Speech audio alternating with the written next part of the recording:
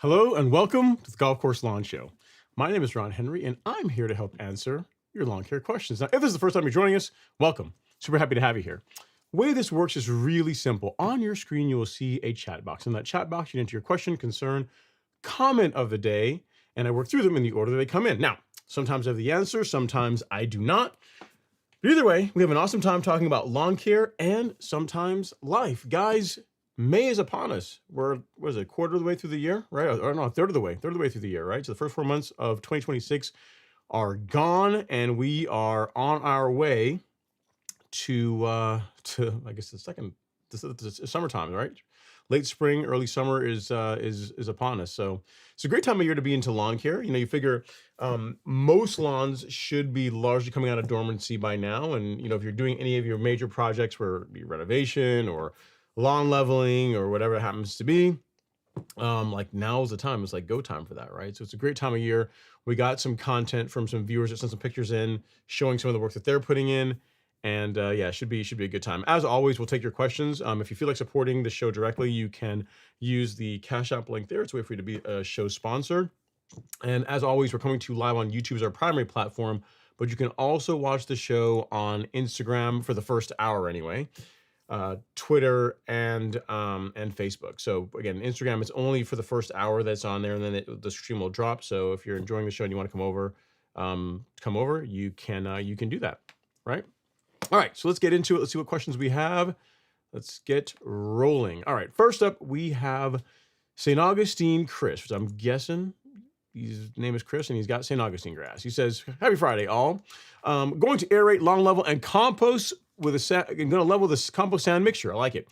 Here on Northeast Florida, we've been mowing for a while. So it's starting to float. Is it okay to verticut as well as aerate in the same weekend? Thank you. You can.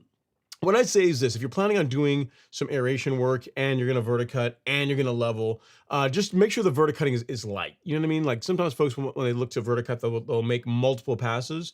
Given that you're going to be doing a lot here in the next week or so with aerating in addition to potentially verticutting, I would just make one pass, just one pass, because that's going to do a good job thinning things out.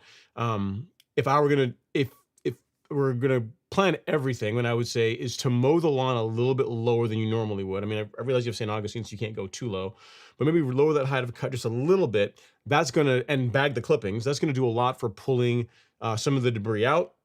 Also going to make it easier for you to spread that that sand compost mix that you're going to be putting out, and then the verticutting and core aeration on top of that, on top of a slightly a small height reduction in your mow should make for a pretty good time as far as getting your leveling mix out. So hope that helps. Yeah, I mean, no issue at all with doing some aeration work as along with your leveling, but I mean with your verticutting. But again, I would go light. I would not be too aggressive with it, because again, it is St. Augustine, and you got a lot going on there. One thing you didn't ask, question you did not ask, but I'll answer anyway, Chris, is the amount of material you should be putting out that I think produces a good result, a good balance, is about 1 cubic yard per 1,000 square feet. If you're able to do that, that's going to, for most lawns anyway, works out to about a quarter to half inch of material, which most lawns have no trouble recovering from. If you go much heavier than that, you start getting into 3/4 of an inch. You're in some places of the lawn, you are going to be smothering the grass. Recovery is going to take longer. If you have any kind of heavy rainfall, it's going to make a big mess as far as moving material around. So for that reason, 1 cubic yard of material per 1,000, I think, makes the most sense. So hopefully that's helpful for you, sir. Have fun with the leveling project. Keep us posted. Take pictures before, during, and after if you can. And if you need anything else, let us know. All right, Mr. Michael Coulthard has entered the chat. He says, going to aerate and fertilize this coming week. Leveling next week. Can't wait. So last week we talked about some bare areas and leveling. Some pictures were sent. All right, so Michael Coulthard, no relation to the Formula One driver, sent some pictures in before the show of what he's working with. So you guys remember this lawn from last week? That's what he's got. I think that was an area. I think he said he did some like irrigation line went in or something, some kind of trench that went in for that. So that's what that line is, but you can see it looks like it's already mowed a bit shorter. If we look at the next picture he sent, that looks fairly short. I see some green coming in there. And then he said that he's going to be doing some leveling work. So I think, you know what, you're going to do some leveling work. I'm expecting to see, a cubic yard, 2, 3, maybe, you know what I mean? So a little bit of material, but no. Again, he must be showing his lawn or his property must be a lot bigger than what he's showing us, or he's just stocking up and he's planning on doing multiple top dressings a season, because this is the amount of material that he's got on tap ready to go, which is, that's a lot, y'all. That's a lot. Let me count here. It's 1, 2, 3, 4, 5, 6, 7, 8. I'm counting 9 that I can see. Yeah, 1, 2, 3, 4, 1 in the background there, 5, 6, 7, 8. So it's at least 9 cubic yards, more than enough for 9,000 square feet or multiple top dressings. So if he is planning on doing more than one leveling throughout the season, again, he's got it covered. The one cool thing about this, right, the way that the Superside does the big yellow bags, you'll notice you get the big yellow bag, and then there's a green, like it's a green tarp that everything's enclosed in.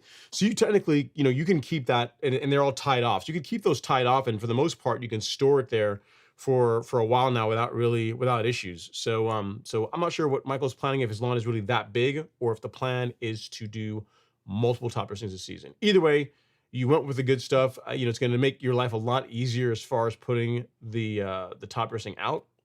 And please, you've already done really well. You've already shown us the before.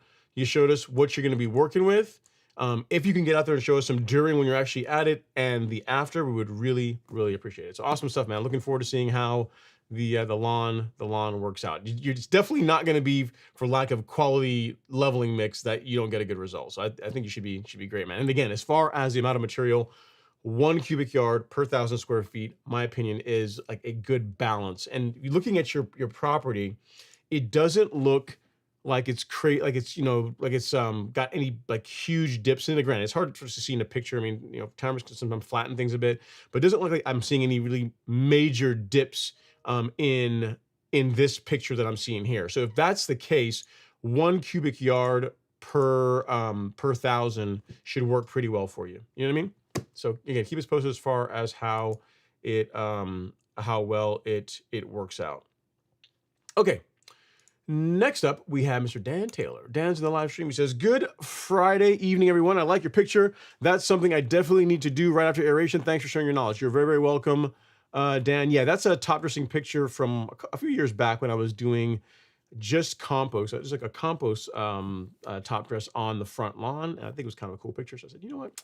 Let's repurpose it. Let's show the folks, that 'tis the season to get out there. And if, among many things you could be doing, but lawn leveling is one of them, right? So appreciate that so much, Dan. Next up, we got Mr. Scott Smith in the live stream. He says, "Good evening, everybody. What's going on, Scott? Hopefully you're doing well." And Anthony Velez has a couple of questions. He says, "Hey, Ron, hope all is well. Wondering about syringing with water in the afternoon at 12 p.m. and 4 p.m. on a light mist. I'm in Arizona, so it gets to be 120 degrees out here midsummer, and was wanting some info on this." Yeah, so so what he's talking about, guys. Syringing is a light watering during the hotter times of the day. Not the goal is really to cool the grass down, not to necessarily put a bunch of water into the soil, but it's a way to help reduce stress in in grass, particularly during the summertime. Or if you live in a place like Arizona where it gets to be 120 degrees, I can see how that can be used as a strategy. If you want to give it a shot, Anthony, you absolutely can. Just realize, 120-degree heat, like, I mean, it's going to help out some, but that's a lot of temperature, man. So, I guess give it a shot.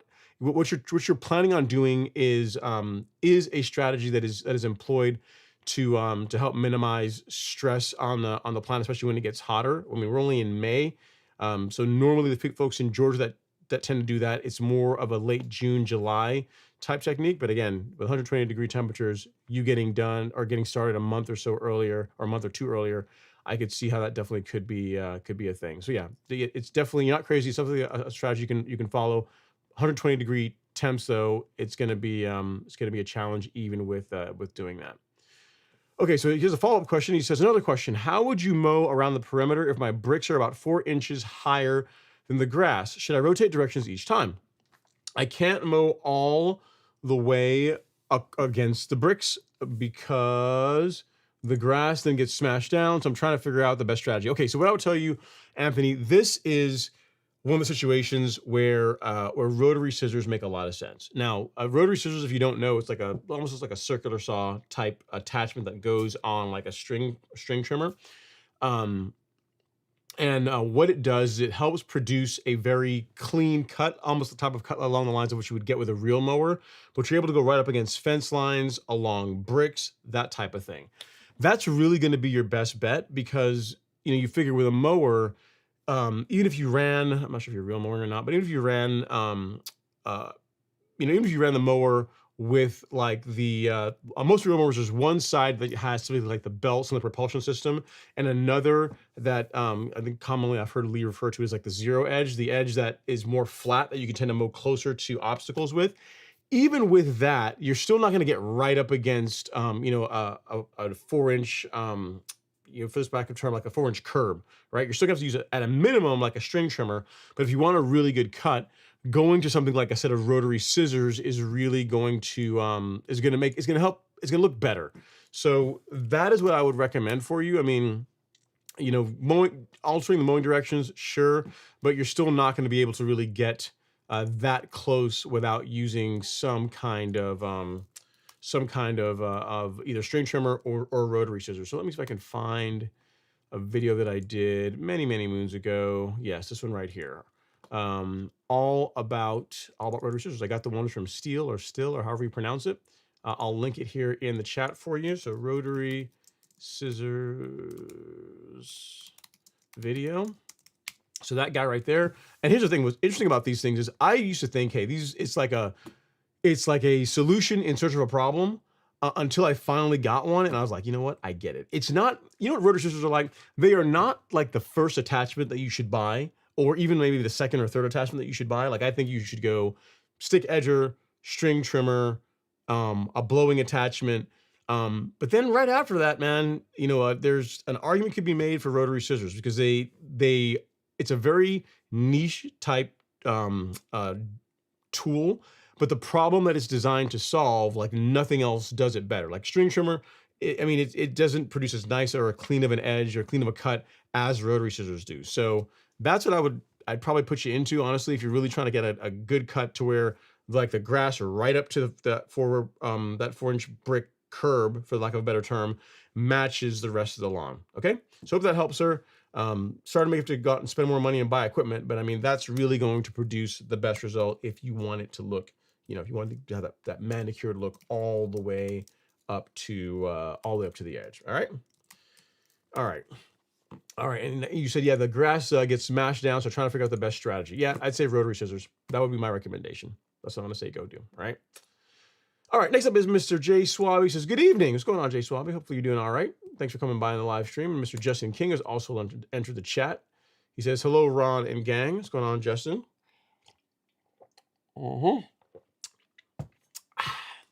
Lemonade tonight. For any of you guys that are interested, lemonade, like half lemonade, half water. Chick-fil-A, of course. All right. Next up is Mr. True Gator Fan. He says, happy Friday, Ron. I have a Celloprint ordered. Should be here by mid next week. Is it too late to use it as grub prevention? And also, can I use it in ornamental beds? Memphis. Yes. No, it's not too late.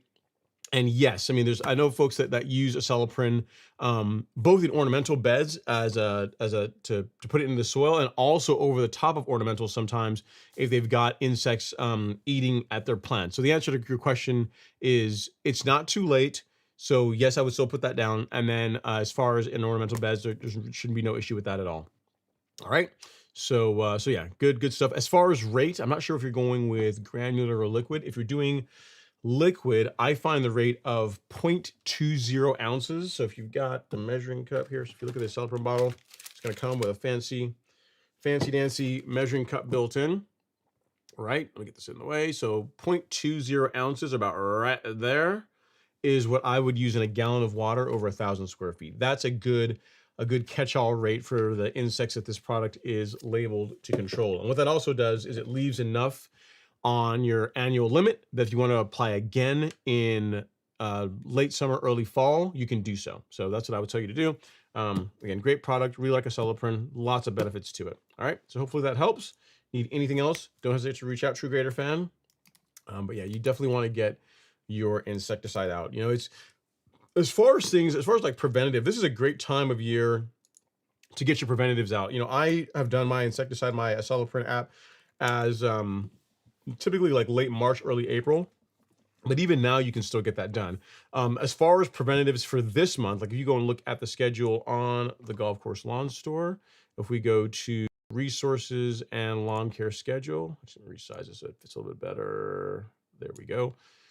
And go to monthly application schedule, you'll see the month of May is when our preventative fungicide apps come in. So especially for highly maintained turf, and by that I mean, turf grass you're mowing a couple times per week, either whether it be with a rotary mower or if you're real mowing.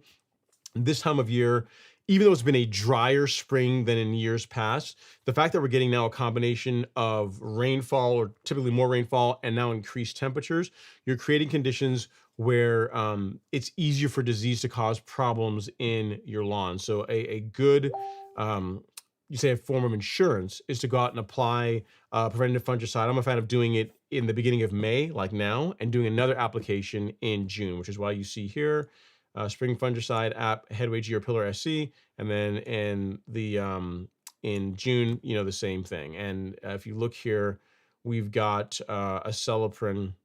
We've got a Celloprint listed here. I mean, we talk about a Celloprint really in April, but I mean, April just ended yesterday, so you're still good to go to get that out. I absolutely would, True Gator Fan, because disease problems in a lawn and insect damage in a lawn are really one of those things that you want to prevent. So using fungicides, you want to use them. In my opinion, they're better used preventatively than curatively. And the same thing for insecticides. You want to use them around the time whenever the life cycle of the insect that is likely to come up and cause damage to your turf grass is going to become a thing, right? So, because you think about it, if let's say you waited until, you started seeing damage from grubs. Could you use a Celeprint to control them? Yeah, but I mean, the damage has already happened. So now you might be able to knock back the grub population, but now recovery is still going to be based on just, the extent of the damage and how long it takes, your lawn to recover. Same thing with disease. You could wait till you see disease in your lawn, so you have like brown patch or whatever else in your lawn. Could do that. But if you do that, what you're going to end up with is, you'll apply a fungicide like Headway G or Pillar RC, and then you're still looking at several weeks until there is till it recovers. To give you a good example of that, right? So I had large patch of my lawn many moons ago, and I'll show you an example of what I'm talking about. So if we go to shop, and then we go to fungicide, insecticide, and I think it's under Headway. I think it is. Let's see. Scroll. Yes, right. Yeah. So here this was this is probably 4 or 5 years ago at this point. So this is some large patch that I had in my back lawn. So this is 2 weeks before Headway was applied, right? And then application was done, and a couple weeks later, you can see it's not getting any worse. But you're still, like, the recovery is still based on just the growth rate of your grass, how long it takes for it to heal from that. And you can still kind of make out if you look closely. Hang on, I'm kind of covering this. Go back here. So this is the before, what you're working with before, and then after. If you look really closely, you can still make out the ring of where it was, and this is 2 weeks later. So much better just to prevent this in the first place by applying a fungicide prior to you having a problem in your lawn. You know what I mean? And again, this is especially true for highly maintained turf. Again, lawns that are being reel mowed, or even if they're rotary mowed, they're being cut multiple times, per week.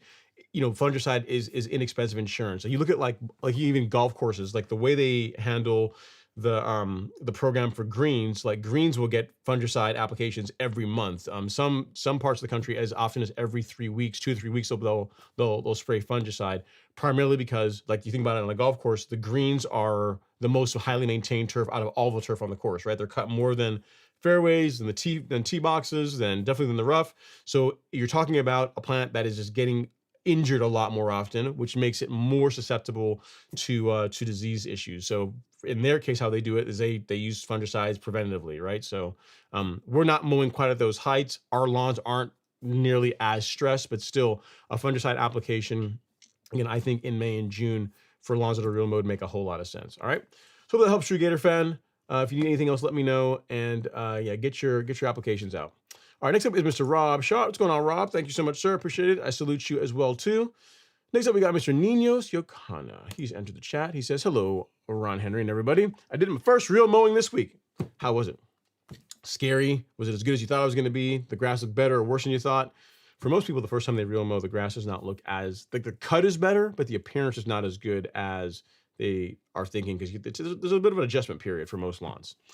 So the posted pictures on school looks weird and yellowish. Should I do PGR before fertilizing, or the opposite? Already past my big like. Yeah, so the first time you real mow, Ninos, seeing some discoloration is not uncommon, because you think about it, like, in most cases, you are going to be mowing a bit shorter than you were before, and because of that, there's some areas that you may see some temporary discoloration. If you have some light scalping, that may happen. My recommendation to you would be just to keep mowing it. So if you can get out there and ensure that you're mowing, at least a couple times per week, and making sure that your equipment is nice and sharp. The most important thing, more important than the brand of reel mower, more important than the height of cut that you choose, the most important aspect of getting a good result with a reel mower is ensuring that it is sharp and well adjusted. That the tolerance between the reel and the bed knife is correct, and that it's cutting evenly all the way across. If you do that, you're going to get a good result. So if you keep up with your mowing, within a couple of weeks, it's going to start looking really good. But I mean, the first time you cut with it, it's bit of discoloration is not uncommon. So I wouldn't worry about it too much. It sounds like you're doing exactly what you should be, and what you're experiencing is not uncommon for a lawn that is real mowed. Now, as far as your question, as far as doing PGR before fertilizing or opposite, doesn't really matter. So what I tell you is, whenever I do growth regulator, it tends to be in tandem. Like, they tend to go out together, because the granular fertilizer, let's say, for example, you're starting this month, right? So May 1st, you're going to take the plunge. you're going to put out your granular fertilizer, and you're also going to do a liquid spray, foliar spray. I would do the granular fertilizer first, and then whenever you're doing your foliar spray, your liquid spray, you just put the growth regulator in the tank along with it. So whenever you're spraying fertilizer, you're also spraying your plant growth regulator. So it just depends on whether or not you're opting to spoon feed. If you are, then you'd be applying, at least the way that we recommend it, is you'd be applying granular fertilizer once per month at relatively low rates, right around a half a pound of nitrogen.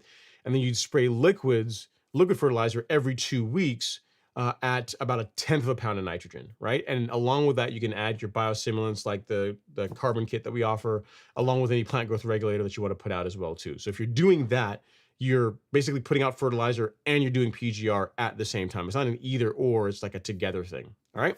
So hope that helps, Ninos. Great question. If you have any other comments or need some more clarification, just like tag me in the school group and I can I'll be happy to chat with you some more about it.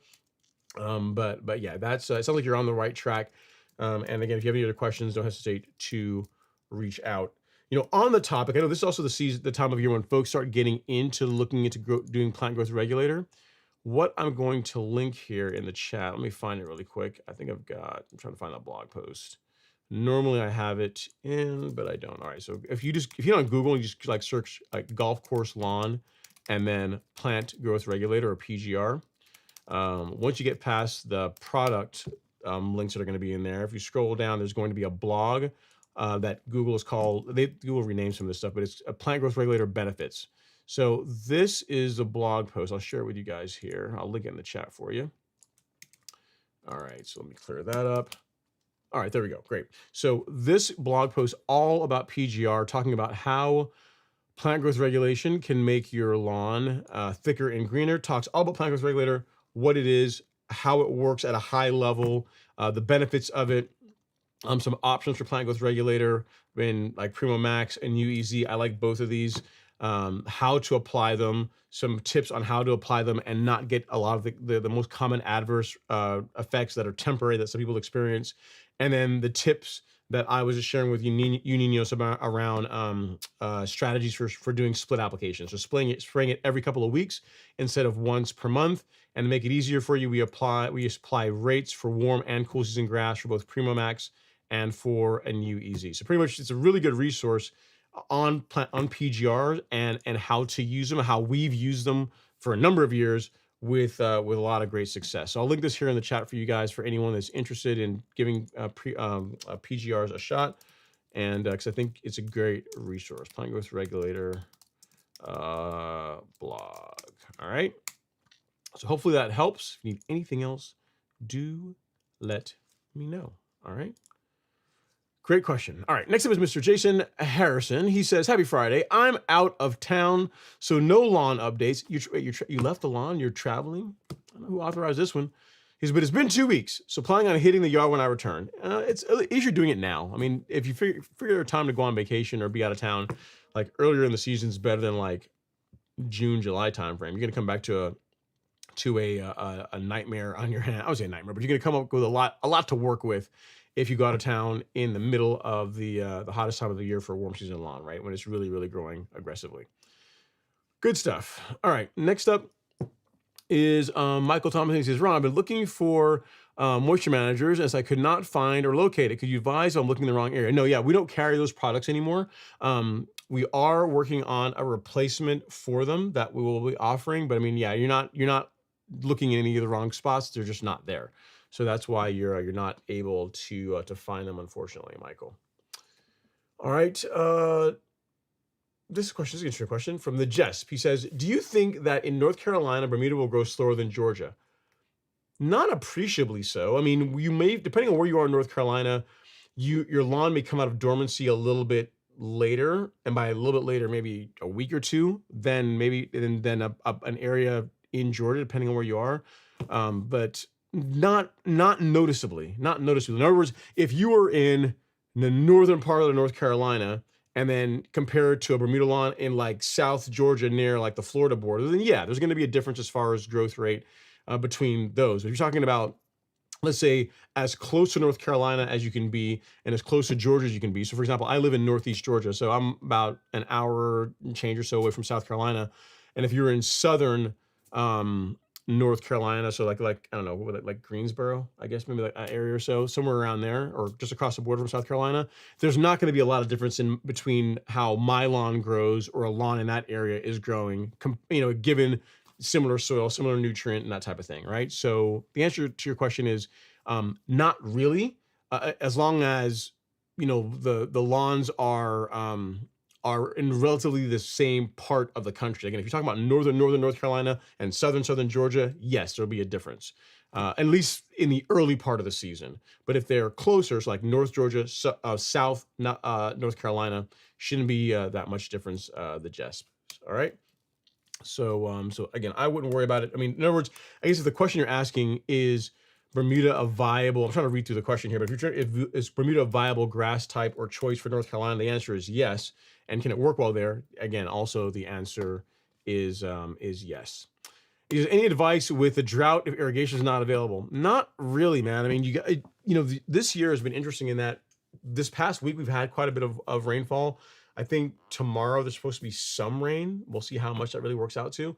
But a moisture manager can absolutely help. But I mean, it's been a dry, past 4 to 6 weeks, unfortunately. So, if you don't have an irrigation system, if you can water, like, if you can just, I mean, you may have to drag hoses, but getting some water on the lawn is going to be a good idea to help things along. So, and outside of that, I'd say a moisture manager, but even that you still need, you still need some water. Even if you put out a moisture manager, you still got to water it in. So you still have to drag hoses for that, to get a good result. All right, Jesp. So hopefully things turn around here and we start getting more regular rainfall in the not too distant future, right? That's all we can hope for.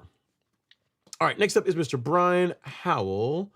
He says, I have had Bermuda mites bad. Hopefully I can figure out how to get rid of them ASAP. Yeah, I mean, it's funny you even say that. Buddy of mine also has Bermuda mites in his lawn. So hopefully we're not going to see a lot of that this year. But yeah, what I'd say for that, there's a product from, I think it's from Bayer. It's called Delta Guard. That's what I would use for Bermuda mites. Delta GARD. Let me get you set up here. I'll send you a link to it. But yeah, this is what I would go with. I've recommended this to folks in the past, and I've gotten really good feedback as far as results. People really seem to really like it. Hang on, why am I not? All right, 1 second here, and I'll sure. Okay, there we go. Yep. So if you check chat now, Brian, you'll find a link to Delta Guard, Guard for mites. All right, sorry, dealing with that, but yeah, you want to get on top of that. You don't want that to get too out of hand. Okay, next up is E.E. Williams. He says, Ron, can I hit 2 to 3 week old KB sod with some RGS, or am I being overpatient? I would think so. I don't use that product, so I can't comment on it directly, but I can't see why it would be necessarily a problem. So I would think it'd be okay, but I would ask the manufacturer, whoever sells it, like what their thoughts are as far as using it on new sod. If you said, hey, can I use like the carbon kit on new sod? Yes, I know you can, because I've done that. So I without having direct experience with it, I'm inclined to say you'd probably be fine, but I would check with the manufacturer just to make sure. All right, next up is Mr. Juan Ayala. He says, hey, Ron, New Jersey in the house. What's going on, man? Hopefully you're doing all right. You and whoever else is watching with you. I know you said your kids like to watch too. And then next up he says, I'll be sending some pics soon. So excited. Very, very, very nice. St. Augustine, Chris says, sorry, I live in, oh, you live in St. Augustine. I have Tiff Tuff Bermuda. Okay, cool. Yeah, so then the advice still holds. You can just mow shorter than you can, than you would with a St. Augustine lawn. So I'd say if you can get the height of cut down to, on the high end, 1.5 inches. But really, if you can get it to like 1 inch, maybe a little bit shorter, it's going to make spreading the leveling material you're going to be using way easier. So that's not necessarily always practical or easy for some folks to do. But I mean, if you tell me you got like 2 inch or 2.5 inch Bermuda, that's going to be not a not fun project as far as putting out top dressing and getting it worked in and getting it nice and even. So if you can cut it down a little bit shorter, again, 1.5 inches is really as high as I would want it to be to make the job easier. Shorter is even better. That would be ideal. All right. Sorry for misunderstanding, Chris. I was the one that assumed that, I see Chris in St. Augustine. I figured that you had a St. Augustine lawn, but I didn't think St. Augustine, Florida. So I get it. My bad. All right, Mr. Hayes is up next. He says, hello, Ron and all. I am going to send pics in, but I am too tired for taking care of the lawn. Well, that's a good reason to not send pictures. If you're out there working on the lawn, you're always given a pass for not sending pictures into the show. No worries at all with that. Hopefully it is looking sharp. And the next up, we got Mr. Lewis, P86. He says, that's a lot of work. It is. It's funny. Another viewer, I haven't seen him here in the chat so far, but John Williams sent us in some pictures of top dressing his lawn. So I got him here. This was the before. And if you look here, I think he's already leveled before. But if you look at that, like that's, my opinion, that's like the right amount of material. I mean, you can even go a little bit heavier than that, obviously, but that's about where, if you look at like near close to us and even further out, how you can see some grass poking through there, like that's about what you want. I mean, you don't want the entire thing to look like a beach. And then he sent me the after as far as how it recovered, and voila. I mean, to go from that to that, when you don't go crazy, insane, beach the lawn type, strategy, you get fairly quick recovery, and you get a lawn that looks like that, only a short couple of weeks later. So great job, John. Thanks for sending the pictures in. Again, the lawn looks spectacular. And, here's the thing. The way that lawn looks now, let's say, as most of us are inclined to kind of, run into where, we can't leave well enough alone. Like, it looks good, but, maybe John gets out there and he's walking the lawn. He's like, you know what? There's this one little spot. It's got a small dip where it could be a little bit smoother, a little bit more level. He's still got plenty of time to go out and do it again. By mid-May, if he wanted to wait till like the middle of this month or even like late in this month, he can go out and do another light top dressing again. The lawn will recover super quick, and he's spending more time enjoying the lawn than he is, just waiting for it to grow through, an inch of leveling material. So, great job. Thanks for sending the pictures in again, John. Hopefully you're in the chat. I know you took the pictures and I wanted to share them with everyone else. All right, Mr. Robert Rainey has entered the chat. That guy, what's going on, Robert? He says, good evening. Hope you're doing well, sir. Hope you're doing all right. At some point, and now, Robert, I know you sent pictures of the before. At some point when you have a free minute, it doesn't have to be this week, maybe next week, because I know you're very particular. Whenever you show the lawn off, you want to either show it in a state of major disrepair, like when it's being, core aerated or leveled, or you want to show it when it's pristine. So I know you may not be ready to show it yet, but maybe for next week, we can get a status update to see how the lawn is going through all that top dressing mix you put out. The folks want to see. I want to see. All right, next up is Mr. Vice Photography. He says, good afternoon, everyone. Just sent Ron an email with photos of my lawn. Thanks for inspiring me.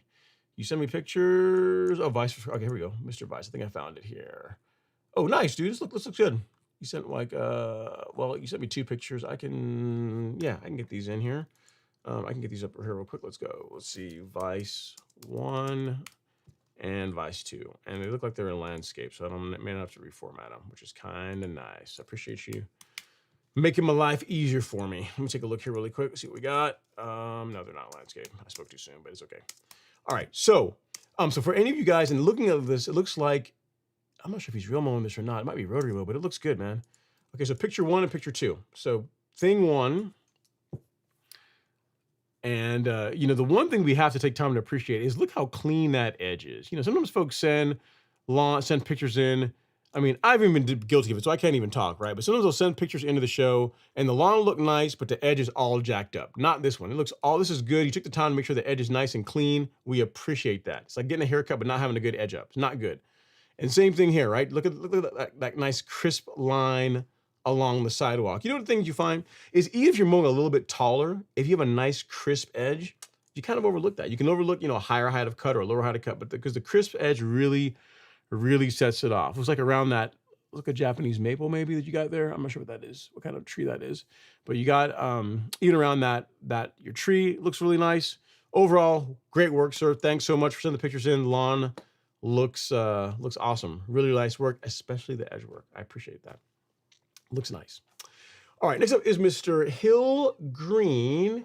He says, hey, Ron, I live in, I guess, Michigan, and the weather's been all over the place. 70s one day and then 30s and 40s the next. Any suggestions on what to do until it finally stabilizes? Mow your grass. You can mow it. I mean, if there's anything to mow, I would mow it. I mean, that's what I would tell you. I mean, you don't have to wait until like the temperatures are always in the 60s consistently before you start like working on your lawn. If there is regular growth, mow it. That'd be the thing I can tell you. That's pretty much the answer that will pretty much always be correct. As far as like fertilizing or doing anything else at this point, you know better than me as far as how your lawn is looking, if it's beginning to grow or beginning to do anything as yet.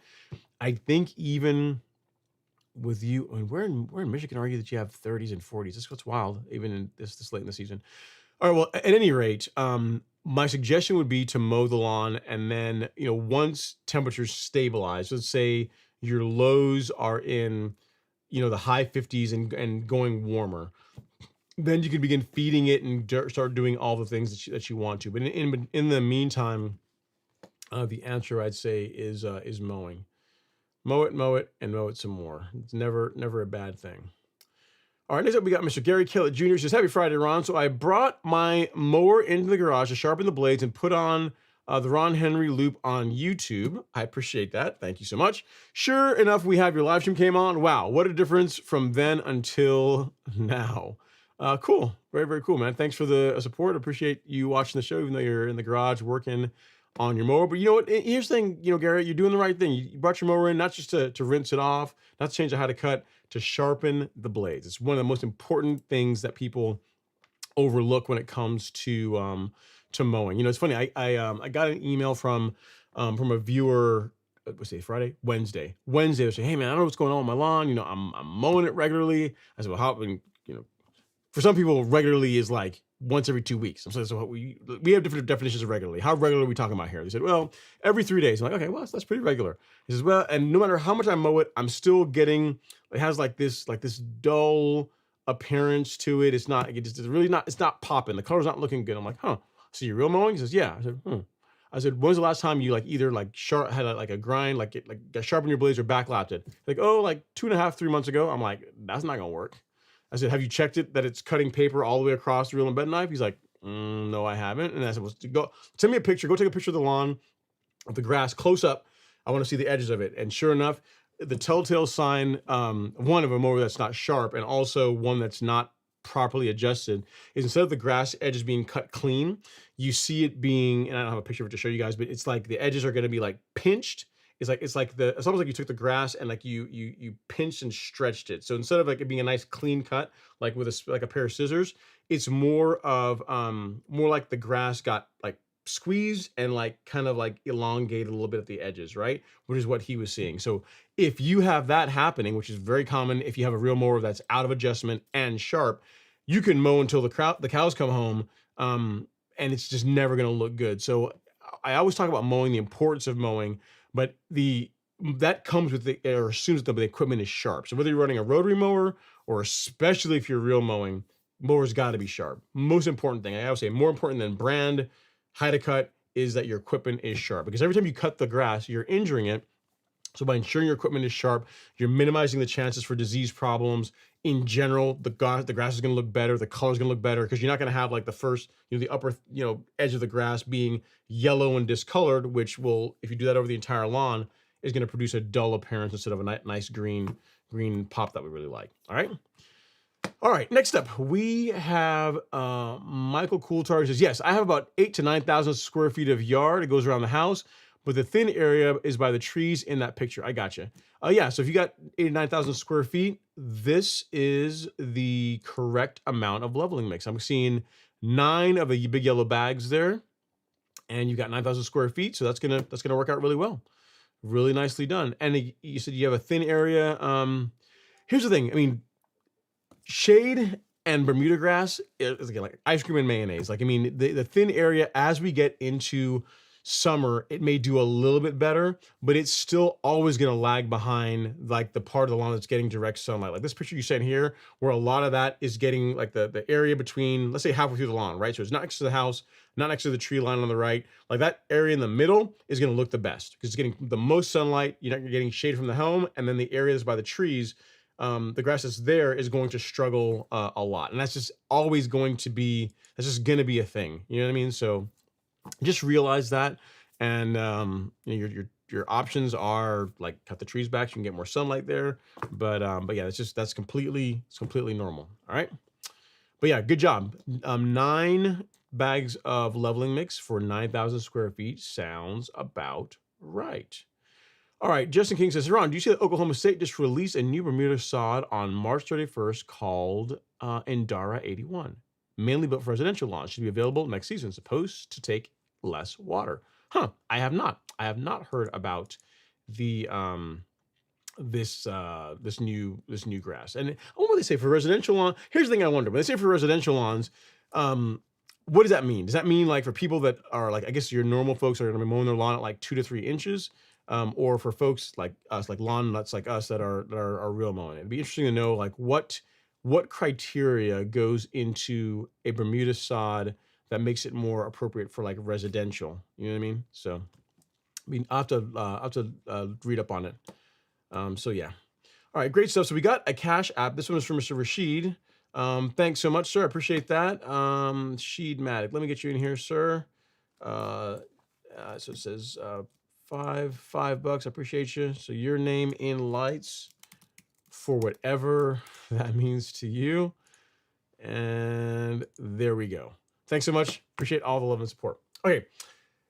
Next up, he says, probably going to go thin with the leveling on that thin area. I would, yes. As far as like leveling the area that's like near that tree line, super light, just like a, you know, I'd say like a dusting, but like just like, in other words, if we look, we'll use John's leveling as an example.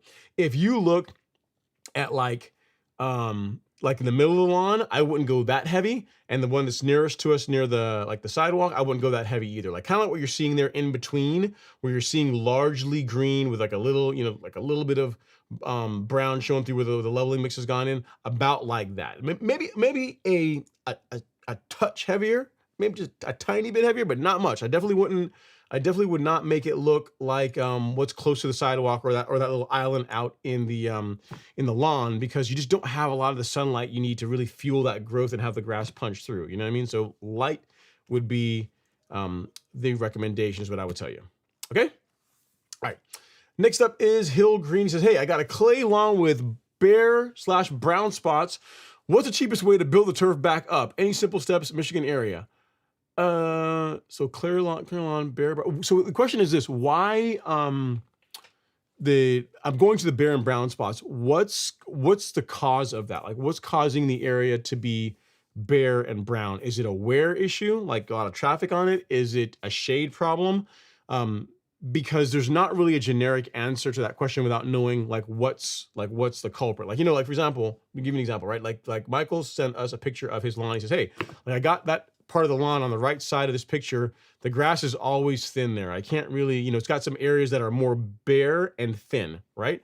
So he sent me a picture like this. I'll say, hey, I mean, your options are 1, live with it, or 2, cut the trees back. There's only so much you can do because you need sunlight, especially for a warm season grass like Bermuda. So without knowing what the reason is for the bare brown spots, it's hard to give you you know, an answer that's just not just spitballing. You know what I mean? It's kind of tough to be able to tell you. What I would say is, you know, some things that you can do for a clay lawn that they tend to benefit from is if you can do a core aeration once the lawn is actively growing, right? So its ability to recover is there. Core aeration, and then if you want to lightly top dress, that's going to help with drainage. It's going to help put some organic material in the soil profile, and in general, that tends to help most lawns to do better.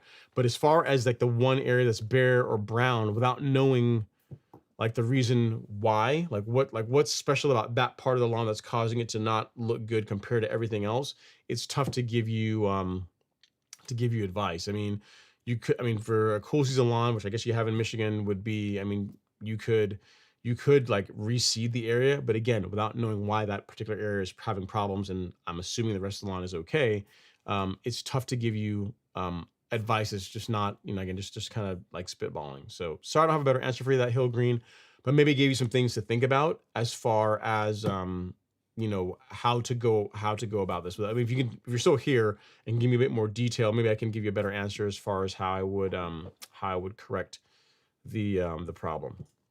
All right, next up is Mr. Hovenkamp. He says, "Hello, y'all. Best wishes on a great May lawn. While I've been distracted, Mother Nature has brought the lawn up in, well, looking forward to great night of turf, mowing, and listening live. You the best, Ron." I appreciate it, Tom. Thank you so much. He sends some pictures. Oh my goodness. Okay, so Tom, man, this looks good. What pray tell, Tom? So you've been busy, and I mean, what kind of company you been keeping, man? Tom Hoff. I don't know, man. It looks cute, but this is not going to end well. I'm just going to go on record right now and just say it, that the lawn looks great. However, got to qualify this. However, I see problems in the future. Like, I mean, you got some small, like, or not so small plant-like things there that you put in what was, in my opinion, was a beautiful stand of turf grass, and they eventually are going to be a problem for that lawn. So I just want to just qualify this. Like, take your pictures now, because those trees, or baby trees, are going to be a problem. I wasn't expecting that. I was expecting to see your lawn just as is. I didn't think you were gonna. It kind of hurts a little bit. At any rate, the lawn looks great. The additions look. I mean, they look like additions, and I'm sure that they will grow up and get bigger. So yeah, keep us posted as far as how well it does. All right, next up is Dan Taylor. He says, "I applied a Celiprin on my lawn a couple weeks ago. How can I know if I have enough coverage? It's very small, and it's the first time I'm using the Granular." Yeah, so if you're just following the labeled rates for Celiprin, Dan, I want to say it's a 30-pound bag, so it's a little over, it covers like 22,000 square feet. So I'm gonna tell you what the math is on that. So we take 30, 25, it's a little bit over a pound per thousand, divided by 22. Yes, it's a little bit over a pound, 1.2 pounds per thousand. So if whenever you applied it, let's say you have, I don't know, so you have like a 1,000 square foot lawn. We'll just do that because it makes life easier. And you put like 1.5 pounds of a Celiprin in the hopper, and you use it all over the entire lawn, then you're good to go, right? So as long as you had even coverage, you didn't underdo it, which I kind of doubt that. You should be fine. And to your point, yes, it's very fine. It's a very fine prill. You don't need. It's not supposed to be like a top dressing. I mean, when you put out a Celiprin G, it's gonna go out and it's gonna disappear. You're not gonna see it on the lawn. Like, the only place you're gonna really see it maybe is if you look really closely on the sidewalk or driveways. You can barely make it out, but it's a very, very fine prill. That is by design. I'm sure you more than likely, assuming that you put the product out at the correct rate, has your spreader set properly, you're going to be just fine. All right. Okay. Next up, actually, I'm going to save that one down because I'm sure someone else is going to have that. Let's save that question. All right. So next up, so Thomas sent us another picture. He sent some follow up, and I guess maybe, I went a little bit over my comments, and he wanted to share that there's still quite a bit of lawn left, although, less than there would be had there not be any trees there. But he says, better perspective, what I'm trying to do is make up the best of the rotten shade the house causes. Bermuda never thrives there and goes sparse every winter. Okay, so he's showing a better picture, another picture of the area. We saw picture one, and then this is picture two. Like, this is what the angle we're normally used to seeing. All right, so this is where he, wait, I just posted the same one twice. That's not good. Let's go here and remove this one. This pops in, let it load. All right, so if you look here, this is what it looks like from the street. So I guess what he's saying is that the area, like the house, casts a pretty nasty shadow, and that the lawn never really looks like good there. So he's gonna put a small, like a set of trees in to kind of, I guess, do something in that area. But here's the thing though, Tom, I gotta tell you, man, look, okay, so right now, overall, lawn looks pretty good, right? But these trees, when they get to be not so small trees anymore, like they're gonna like the area by the sidewalk, like it's gonna like they're gonna encroach. They're gonna be a problem. They're gonna cause a problem for the for more into the lawn than you think. I think, you know, probably the one that's closest to us. So if we go back to picture one, the one with the little white thing, I don't know what it is that's there. Like you got to figure when that guy gets big, we're talking minimum like 4 to 5 feet, maybe more, like towards the street where the grass is going to start not living its best life because of all the shade that it's going to cast. I mean, you look at it, it's already small and it's already stepping on the Bermuda grass a little bit. Look at all the shade that's casting. The poor grass is probably asking, what did I do? I tried my best to grow and you're doing me like this. But yeah, I mean, I get it. It's if that area is always sitting not looking great. I mean, having some, you know, a bunch of trees there, small trees there could be nice. But I just think it's going to grow in more than you think. And again, I'm a bad person to ask about trees because, you know, I mean, trees and grass. I'm probably the wrong one to try and co-sign. This is all I'm trying to say. Doesn't mean I'm right. I'm probably actually wrong on this, you know. But I'm just something to be concerned about. That it's going to be like coming. The trees are not just going to only stay there. It's not only going to affect the grass right under them. It's going to be, you can almost figure a cone again, 4, 5, 6 feet away from where the trunk is what I would expect to see happen. All right. Next up is David Bloomfield. He says, hey, Ron, so you're putting out your Humic Max Granular this weekend, right? Yes. Humic Max 1608. That's what I'll be applying. So for any of you guys that don't know what I'm talking about, if you go to Golf Course Lawn Store, go to Shop and Lawn Fertilizer. Where is it? This guy right here. This is what will be going out on the lawn at 3 pounds per 1,000. Look at that gorgeous pearl. Gorgeous, gorgeous, gorgeous. It's so pretty. It's oh so pretty. So if you guys want to see a close-up of it, this is it here. This is the stuff that I'll be putting out this weekend. That's it. All right. Okay, next up is Whiskey Blood 7258. He says, pros and cons of ammonium sulfate versus urea. I personally wouldn't apply either of them to my lawn unless, so here's what I'd say. Urea, the benefit to it is that it's inexpensive. It's an expensive way to get nitrogen, right? Ammonium sulfate, if you had a soil that is that's more alkaline, so you're looking for a way to lower pH in addition to adding, because I think ammonium sulfate is what, it's like 21% nitrogen. That's an option.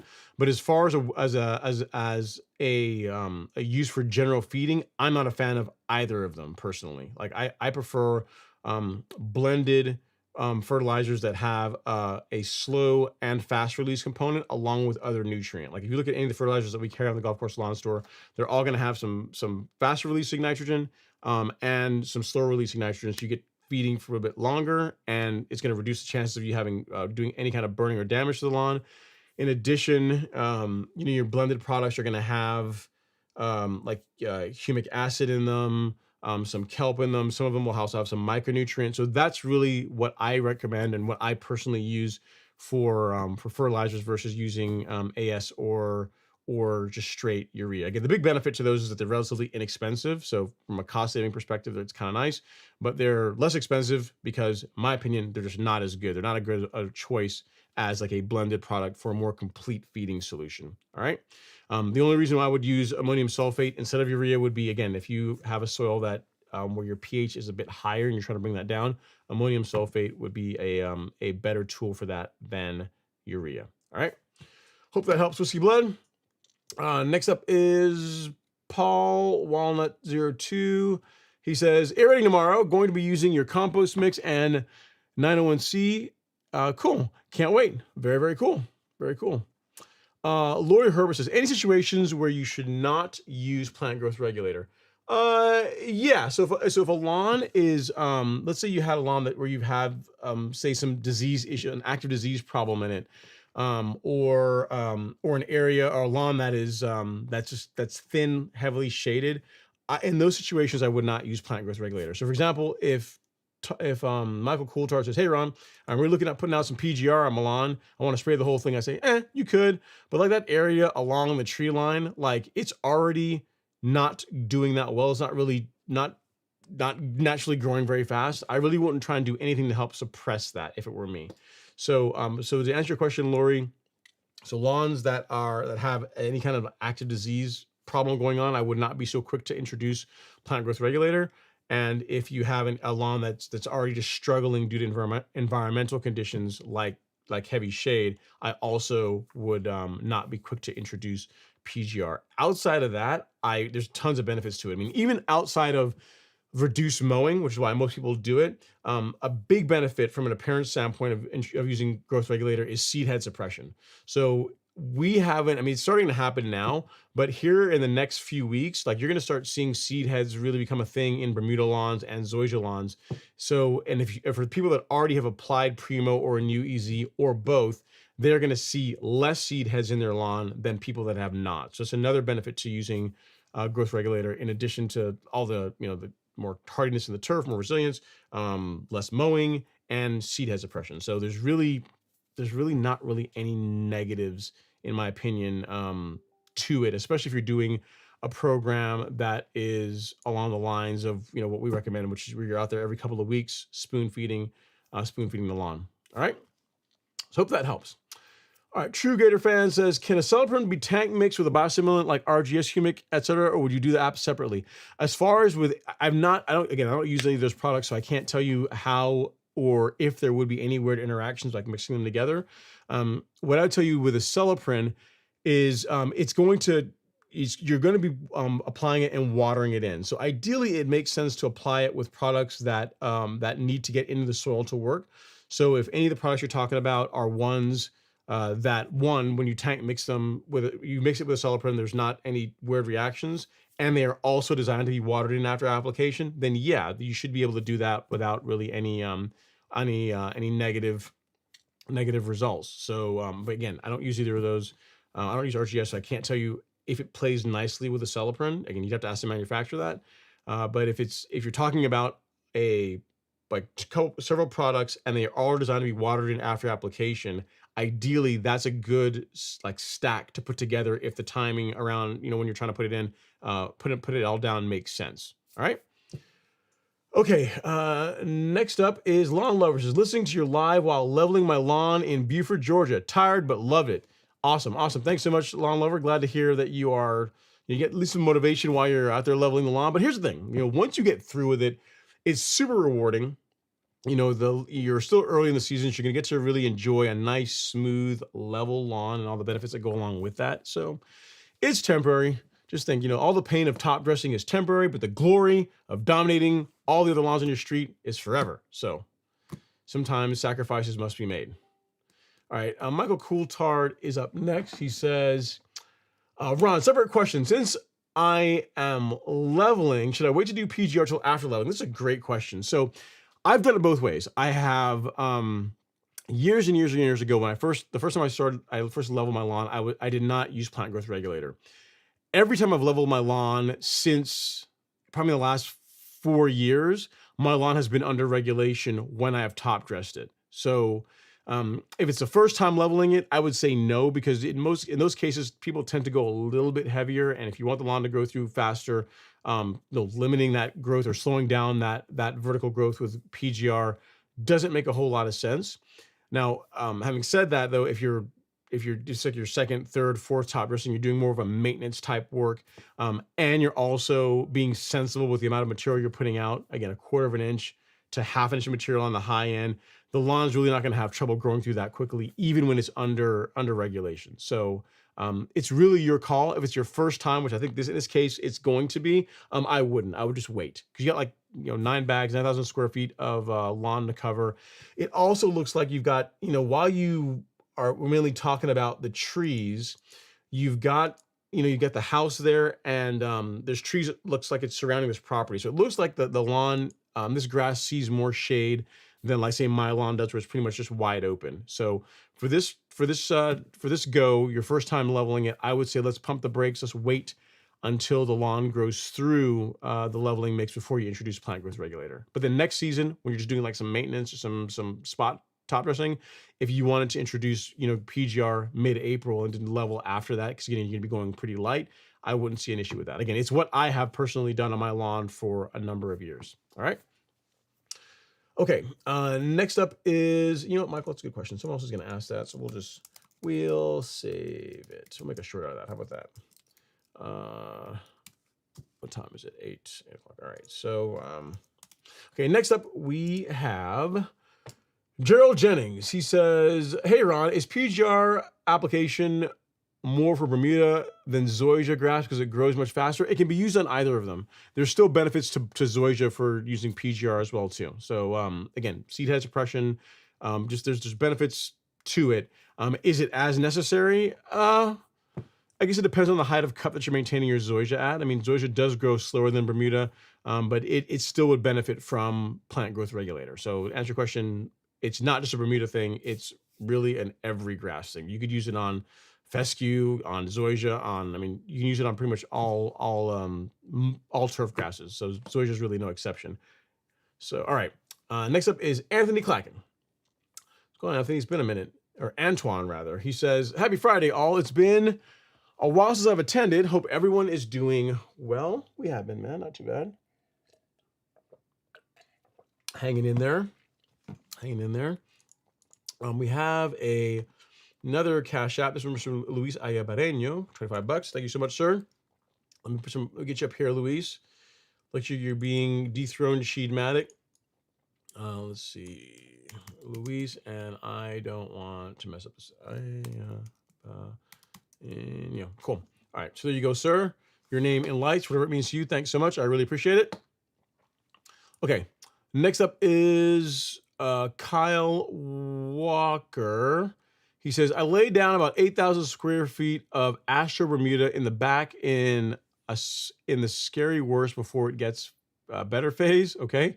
Water a few times a day and patience is hard. Yeah, I mean, what I'll tell you is this is, you said, how long has it been? What I'll tell you, Kyle, is one thing you can do is, so you applied it, you're watering it, so you're not letting it dry out, that's good.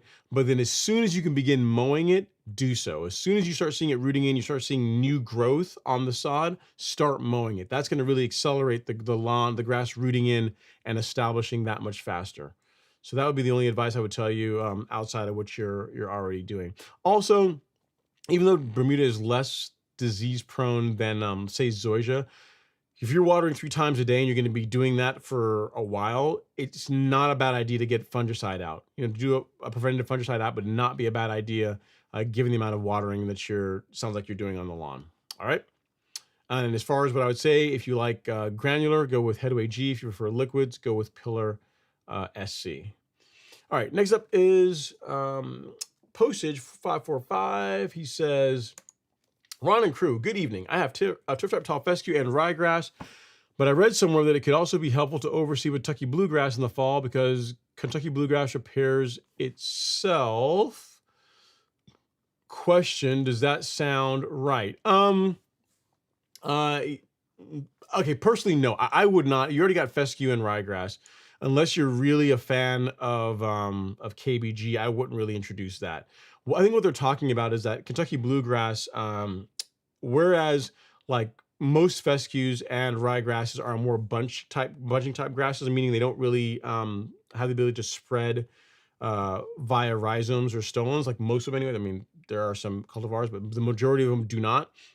Whereas Kentucky bluegrass can do that. I think that's what they're talking about as far as its ability to repair itself or to fill in areas where were maybe a little bit thin.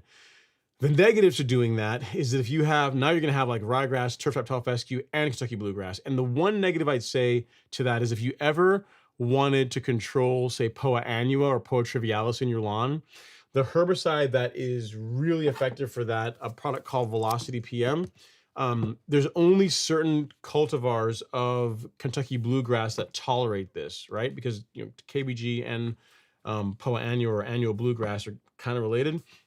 So if it were me, I would be more prone to overseed with either ryegrass or the turf type tall fescue that you already have versus introducing Kentucky bluegrass. Because if you do that, now you're somewhat limited on, unless you're sure getting a cultivar that will tolerate this, you're limiting the herbicides you're able to use. And also you're introducing a third grass, you know what I mean? Like having rye and turf type tall fescue is enough.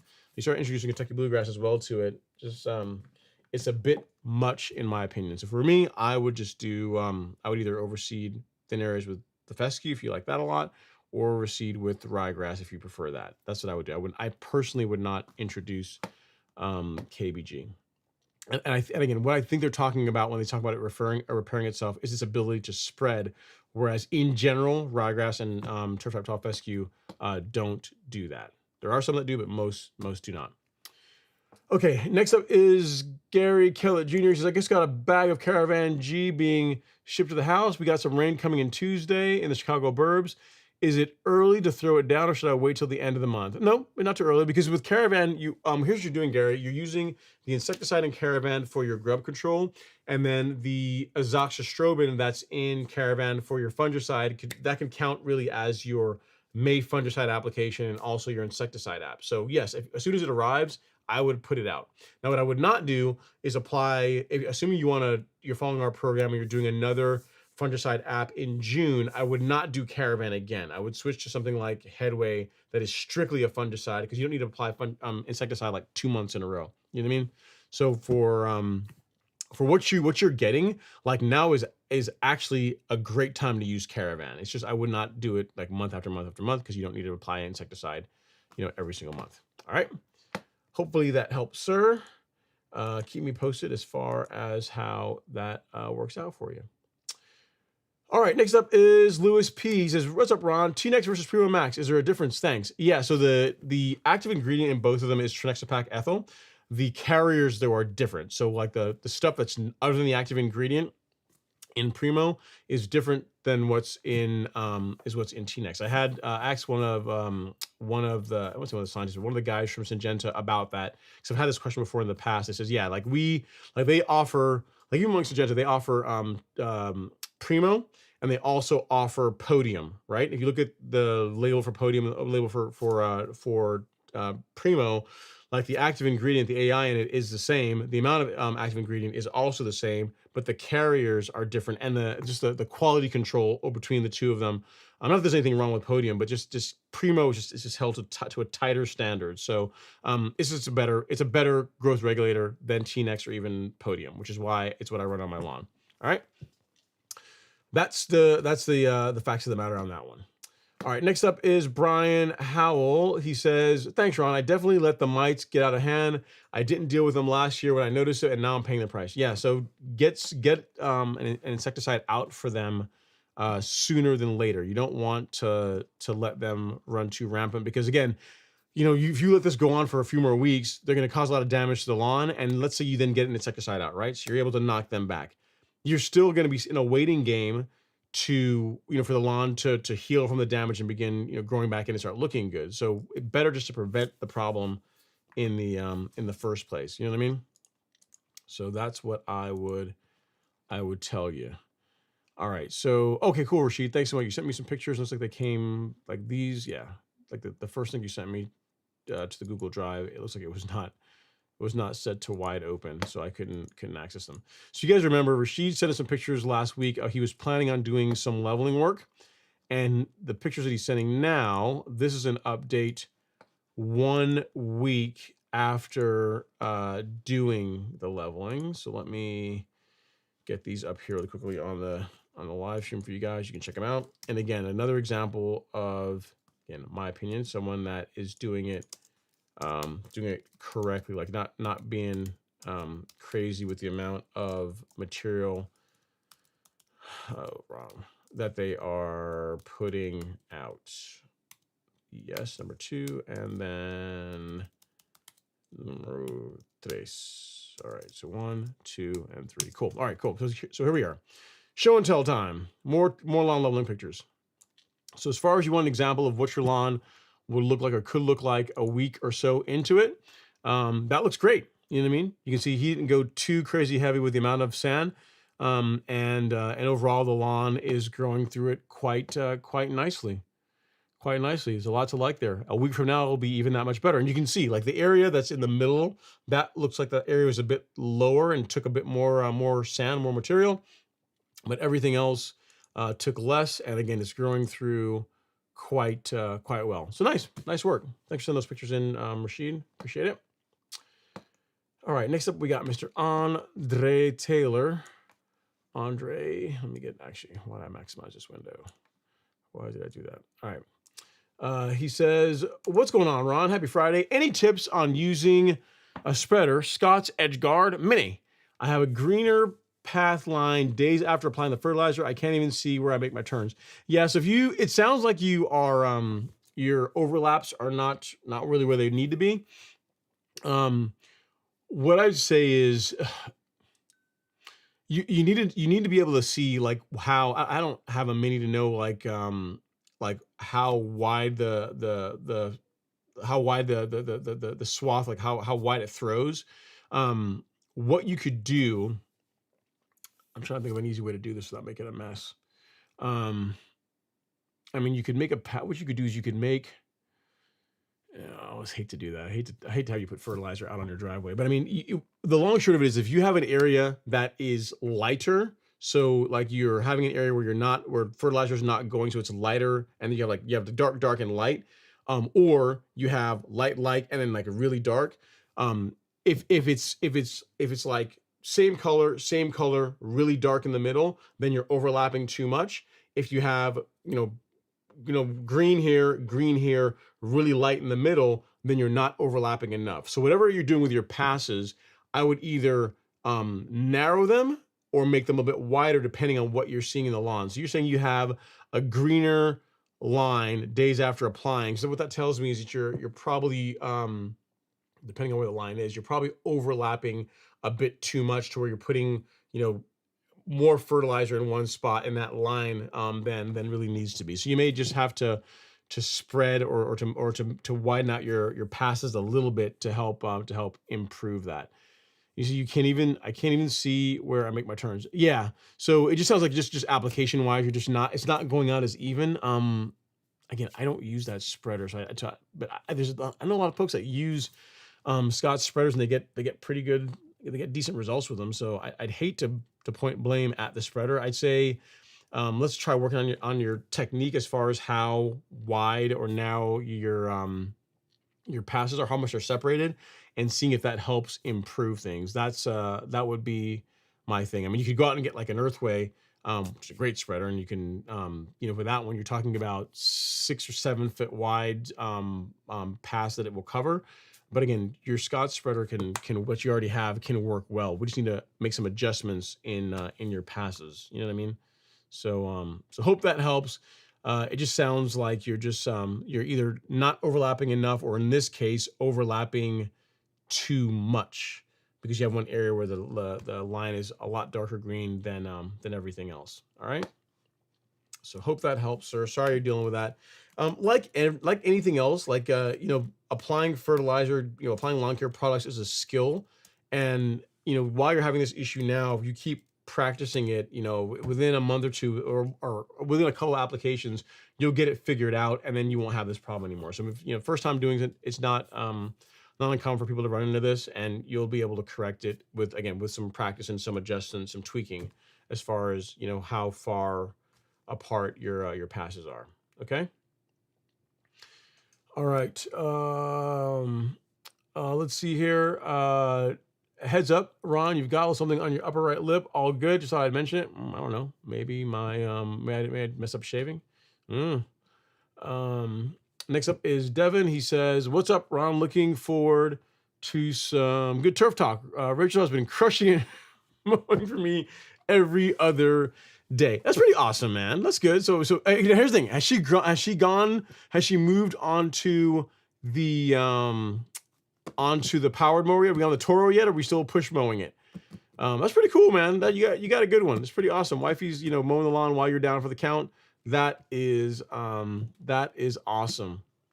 That is awesome. So the next thing is she's getting used to the mower. She's probably getting, here's the thing, dude, she may fall in love with this to where, you lose your job. She might be the person that takes over, mowing the lawn. So we can get on the greens master here next. That could be good times. Could be good times. You know what I mean? She's getting more used to it. So maybe you have to bump her up from the rotary or from the manual push mower to the reel.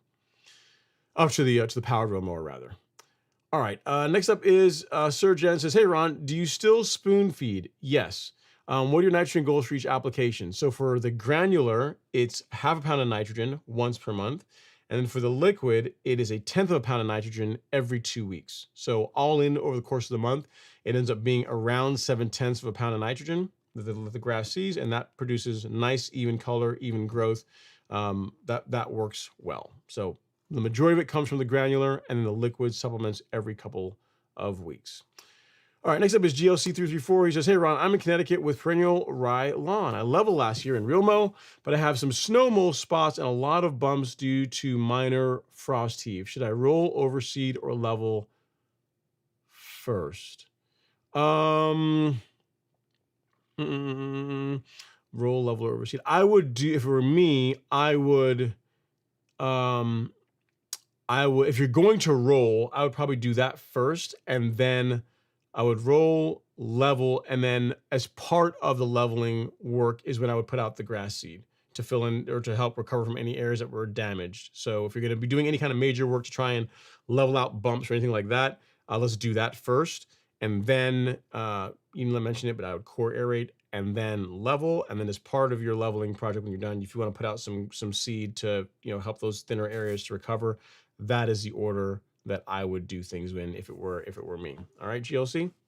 It's a great question, man. We got some of our cool season folks stopping in and saying, hey, love to see that. Love to see that. So again, your sequence would be roll or any kind of major, like, say grading type work. And then you didn't mention it, but a core aeration, leveling, and then finally overseed. All right. All right, next up, we have Mr. Vice Photography. He says, Real Mower Revolution 26. Cool. Very nice. Look, man, looks good. Looks good. Lawn looks good. Nice job with the mowing. And that edge, man. Clean edge. All right, next up is Mr. Archie Amos. He says, what's up, young man? I haven't been around in a while. However, I've been busy. Lawn is growing faster than expected and no fertilizer yet. Great show. Thank you so much, Archie. I appreciate that. Really, really good stuff. Thanks for reaching out. Glad to hear you're doing all right. And yes, the Japanese maple. See, you guys listen, all the arborists, aren't you guys proud of me? All you guys ever say is, oh, all Ron cares about is turf grass. He never knows about anything else. He doesn't even appreciate trees or anything like that.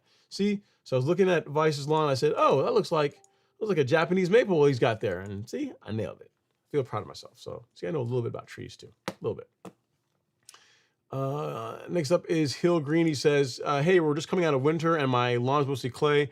Should I top dress it now in Michigan? You could do it now or in the fall. A lot of folks with cool season lawns opt to do their top dressing work in the fall. Hill Green. So you could do it now if you want to. Again, if you're going to do it here in the, I guess spring, go light is what I would tell you. And you still have time to do it again in the fall, should you so desire. All right, we got Mr. Juan Ayala in the live stream. He says, I sent pics, sir. Never done it before. Let me see. Do you have any pictures here, Juan? Let me see if I got anything from you. Oh, yeah, here we go. Yeah, full renovation. Let's see. Pea mouse and straw. Oh, okay, cool. Very nice. Let me see if I can get these here on the live stream real quick. Get your own folder, 1A. And we will save them. Let's see what we got here. All right. So what Juan started out with is, nope, wrong folder. All right. So thing one was glyphosate. So when he says renovation, the man really means this. The first thing was glyphosate. So getting rid of the existing lawn, and it looks like the glyphosate did its thing. The next step is his bulk material that he put in, or he brought on. So let's look at that next. So you can see there, it looks like, I'm not sure looks like topsoil. It doesn't look like sand to me, but some kind of a compost or whatever.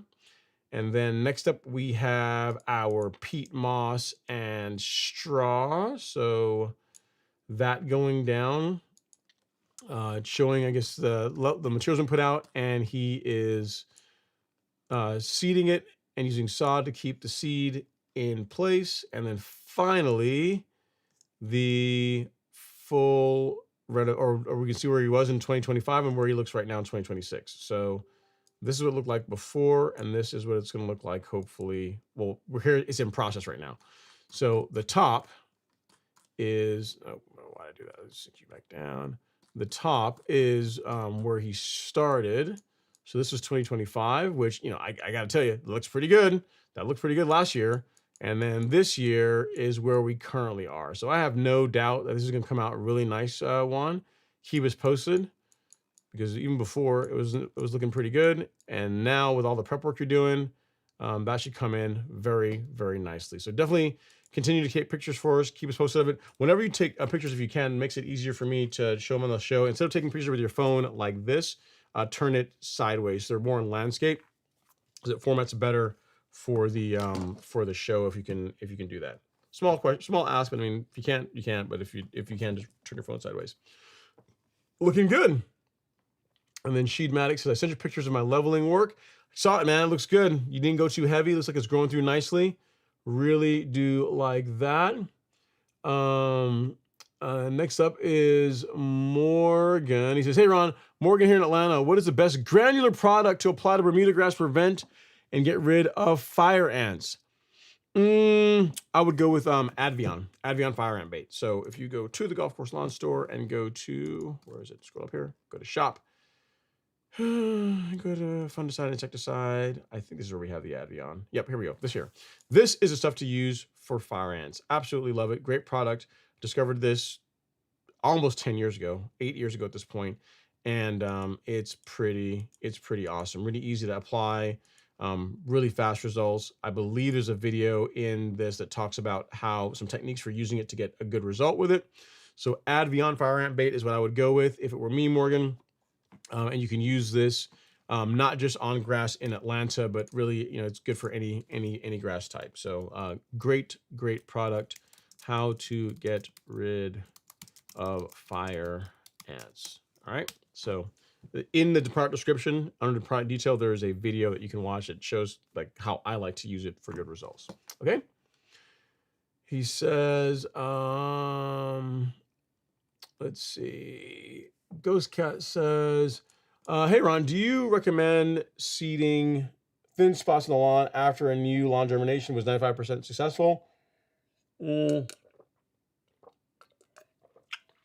Tall fescue, seeded in April. Very happy so far, but want those thin spots filled in, LOL. Yeah. I mean, so if it largely filled in or largely grew in, but you have a few spots where that just didn't take, or like you said, are a bit thin, if you want to do some spot seeding there, that would be fine. Again, don't overdo it. With some spot seeding would be okay. Also, once the lawn is a bit more established, you can start mowing it. It's going to help thicken up a bit too, and that's also going to make it look nice. But I mean, if you got like 95% coverage with one application of grass seed, that's pretty good, man. And again, you can always go back again, some light spot seeding to address those other areas. All right, next up is John Collins. He says, are all your mowers set to the same height of cut? And what is the height? 1/2 inch? No, yeah. So right now they are, the Revolution is slightly higher because I use it in the swale area. Like it's set to just under 3/4 of an inch. And the Greensmaster is right now set to 5/8. So eventually the Greensmaster will go up, but right now it's at 5/8. But for all intents and purposes, they're the same height. The Owlet, same thing, is set to 5/8. It's just the Revolution set a little bit higher because I use it for like mowing in the swale in like some uneven parts of the lawn along the fence line. So for that reason, I said just a touch higher in those areas. I don't mow it 1/2 inch. The lowest I go is again 5/8. So 0.625 inches is where I'm at. Okay. Let's see. Next up, he says, FYI, the brownberry areas don't get any shade. I just noticed it coming out of winter. Thanks for trying to answer all my questions. Okay, so if it's an area that does not have shade, so it gets plenty of direct sunlight, what you might be seeing, Hill Green, is just some damage from winter. You know what I mean? Maybe some mold that caused some damage there. So perhaps it could be as simple as just doing some spot seeding in that area to help recover the lawn in that spot. It might be as simple as doing something like that. That could be the ticket for you. All right, Michael Coulthard says, another question, is it okay to real mow the grass when it's slightly damp? Thanks. Yeah, you can. I used to real mow a lot whenever it was in the morning when there was dew on the lawn. The negative to that is that, believe it or not, you're going to have to, if you make a practice out of doing that regularly, you're going to have to backlap your mower more frequently than whenever you mow the lawn when it's dry. The benefits of doing it is that you're able to get the lines like dead nuts locked in, because you've got like the dew as a pretty good like as a gauge of exactly where your passes are. As a matter of fact, like the old intro video for the live stream, if you go back many years ago, you actually saw me mowing the front lawn or the back lawn early in the morning when there was dew on it. So that was like the intro video for the show years ago. So yeah, you can, but these days I prefer just to mow when it's dry, mainly just because I don't have to backlap the mower as often. That'd be the big thing. And also, if you are not keeping up with your mowing, which if you're real mowing, I kind of doubt that be the case, but it's also more likely for you to make a mess if you are real mowing wet grass. Like you can find that you can have little clumps that kind of fall off the mower as you're mowing it that you have to get rid of.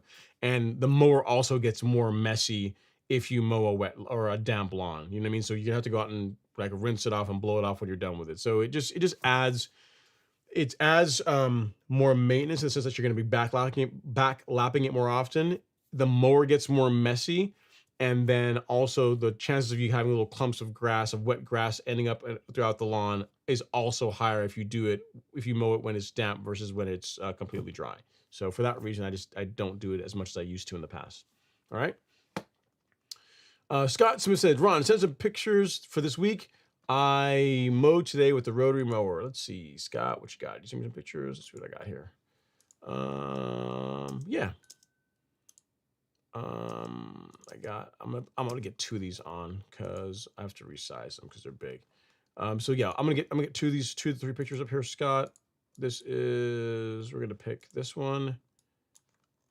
Where's Finder? We're gonna pick this one, and we're gonna pick this one. All right, so Scott 1 and Scott 2.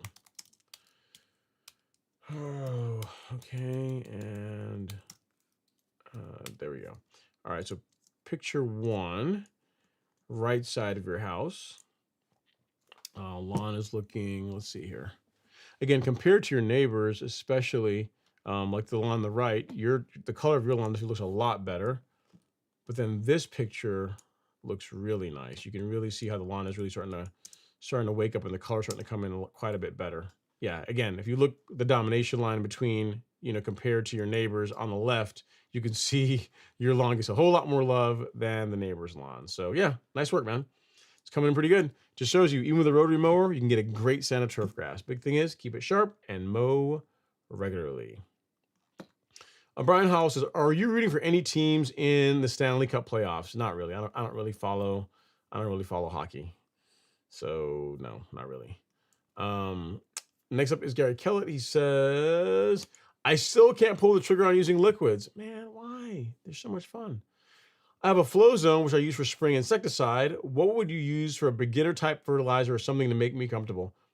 I would use our 22-3 fertilizer. Here's how you get used to it, Gary. Here's how we can make the jump. All right, which you kind of already are spraying a Celloprint, I guess. So I understand why this is a big problem. But what the trick to getting a good result when you are spraying liquids on your lawn is ensuring that your sprayer is calibrated. And by that I mean knowing what your walking pace needs to be and what the settings on the sprayer need to be to put out a gallon of mixture over 1,000 square feet. If you can do that consistently, you're good to go.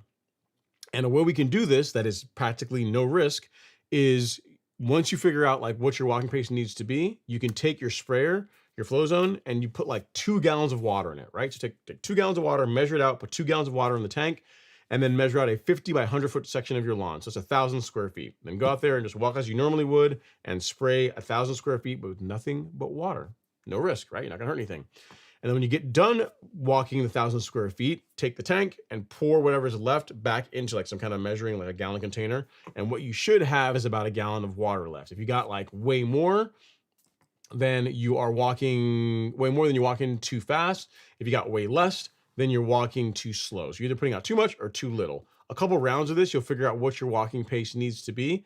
And then I mean, if you're able to spray an insecticide properly and get good results with that, spraying liquid fertilizers, especially like our 22-3 fertilizer, is really not going to be any different, especially when you factor in that if you go to this shop on fertilizer, if you spray it at the rates that we recommend, which are 6 ounces per 1,000, you're applying like 1/10 of a pound of nitrogen. You're not putting out very much. So the likelihood that you're going to cause damage or burn the lawn, I mean, unless if you spray it there and spray in just one area and just kind of soak the grass, yeah, you're going to probably have an issue. But if you spray it the way we recommend, highly unlikely for you to have any kind of adverse effects.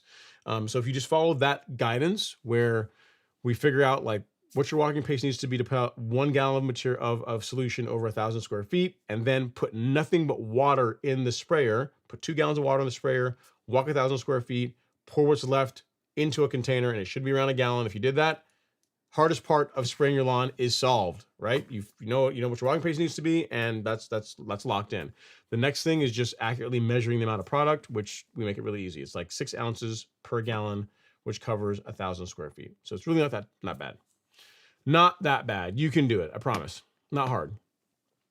Okay, next up is you know what, Gary, I'm sure other folks are going to worried about spraying liquids on their lawn too. So we will we'll save that little explanation and repurpose it later for other viewers. All right, Michael Thomason is up next. He says, Ron, I need to cut my sod around the driveway and sidewalk because the grass sits about 1 inch above the concrete. I'm gonna lay it back down, take out soil and replace. What treatment after I replace it? Just water it and just ensure, if you have a real mower, Michael, if you can, you really want there to be really good contact with the sod and the soil. What you might do if you want to help things is while the sod's back, apply some carbonized either PN or PNG. That would be a good recommendation. But then once you're done, lay the sod back down, like water it, and then like if you can take your reel mower and like disable the reel, like the cutting unit, and just roll it, that's going to really press the sod into the soil and later to promote that contact. That's going to allow the roots to reestablish really well, and you know you really shouldn't have a problem. But as far as products, this is what I would use. I would go to shop and then let me go to Miramichi Green. So if you want to do like a top dressing type material, like a more soil product, you can go with carbonized PN. If you want something that you can spread easily with a broadcast spreader, then carbonized PNG. Either one of these two would be a great choice to apply when the sod is folded back, material is removed, and you put that down before you put the sod back in. All right, that would be my recommendation. All right, Luis Barreño says, joining late, moved 4 yards of top dressing today. Good Lord, man. Ooh. This is hard work. Also mowing weeds at new property. Wait, neighbors all cheat and pay for a lawn service. So what you're saying is you don't have any, I mean, they're your neighbors, but you have just a little bit less respect for them because they don't do it themselves, right? I hear you. Hating, not dominating like at the old house. Well, for now, but you're gonna catch up. You can set the standard. You know what I mean? You're gonna catch up and you're gonna pass them. So while you can hate for a little while and then you'll take over and they'll be asking you questions like, hey man, Luis, how did you get your lawn looking like that? You're like, well, first thing, you gotta do a lot of this work yourself. See, and you'll be able to have like a little smugness in your answer. So right now you're like, you're on the come up, but I have no doubt that you're gonna be able to come around and do things. All right, next up is Colby Taylor. Says, Ron, the Don, what's going on, Colby? Hope you're doing well, sir. He says, oh, hey again, if I can't get a leveling rake, is there a good alternative for top dressing? Thank you. Yeah, you can use like a landscaper's rake. So it's like a one of those rakes where they have like a solid edge and a and then like the other side that's like a fork. You know what? If I got one of my videos on lawn leveling, let me see here. Let me find one of my videos on lawn leveling. That will, because I show that in, I say, hey, this is what I would use, but if you don't have one of these, you can do this instead. Man, I've got literally 51 videos on leveling your lawn with lawn leveling in them. That is insane. All right, let me see. I think this is the one. Let me look here really quickly. Leveling rake. Do I show a leveling rake on this one? Tools, basic tools. Do I show the? Yep, I do. Cool, very cool. So watch this video. this video at the 1 minute 15-second mark. I mean, watch the whole thing. It's only a short video, and believe it or not, a lot of work went into this. You should watch the whole thing. But if you just want to see what I'm talking about, fast forward to like a minute, and just after a minute, and it will you'll be able to see the what I am referring to, the tool I'm referring to. Lawn leveling video. And again, go to like the minute, I think minute 10, or just after a minute, you'll be able to see it. 'Cause I throw a shovel and I throw another tool on the lawn to show you like what the other one looks like. And that's a less expensive tool than a leveling rake. All right. And then Michael Coulthard says, my grass is zoysia, but yeah, still, how to cut is at 1 inch. All right. Trey Brown says, hey, Ron, what are your thoughts on introducing alfalfa meal, chelated iron, fish hydrosolate, and blackstrap molasses? Is this hype or is it legit? I don't use any of that stuff in my lawn, man. I mean, there's probably some benefits to it, but I've never actually tested it myself to know. So don't know. I've never used it. So to be able to tell you.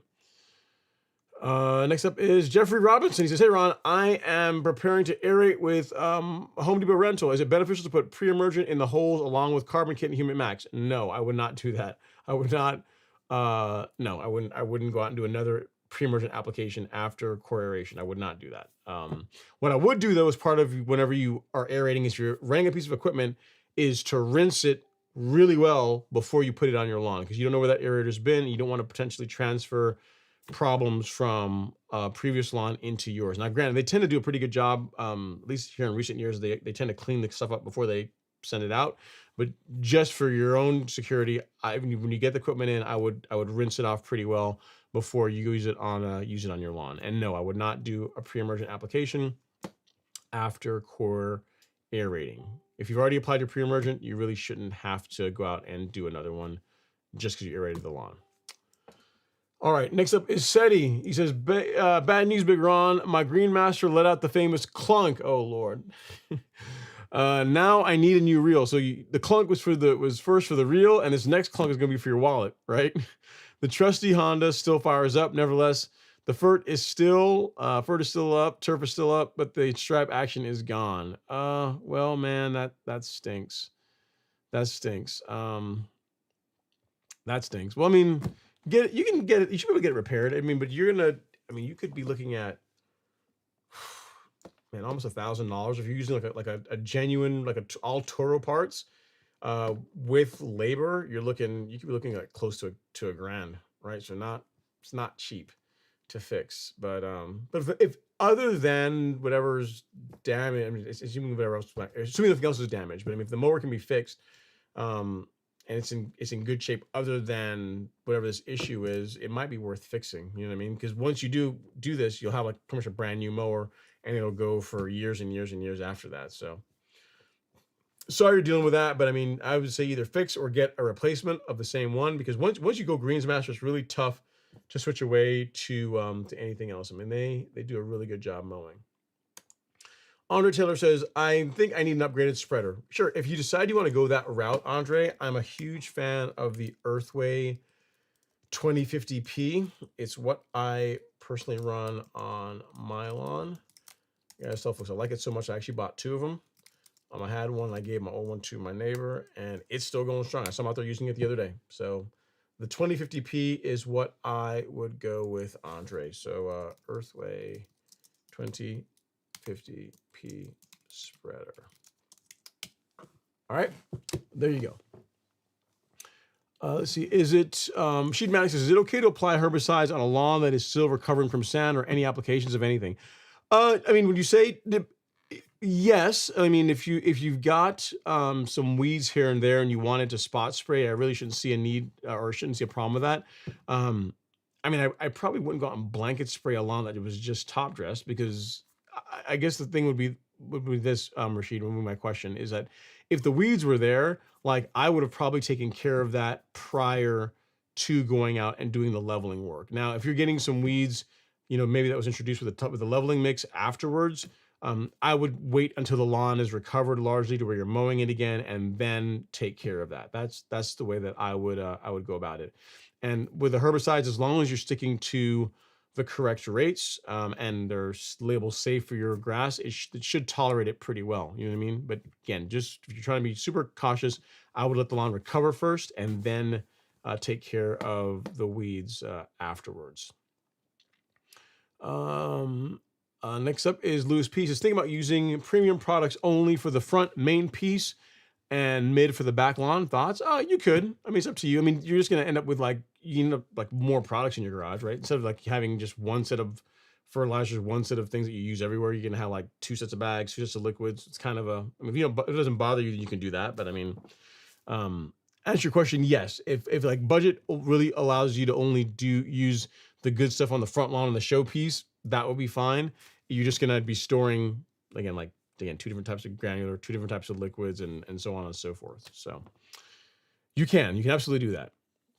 All right, well, guys, I hope you guys are enjoying the show so far. If you guys are, hit that like button. We've got 93 people in the live stream and only 68 likes. So hit that like button ever so gently. It's a free way to support the channel.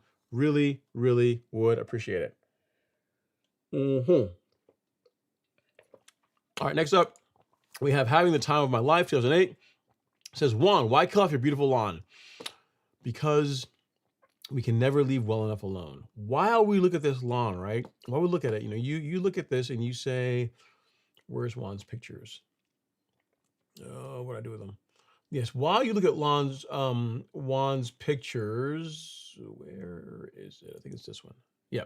And you say, that was perfect. What was wrong with that lawn? The color looks great. I'm sure Juan walks out there and he says, you know what?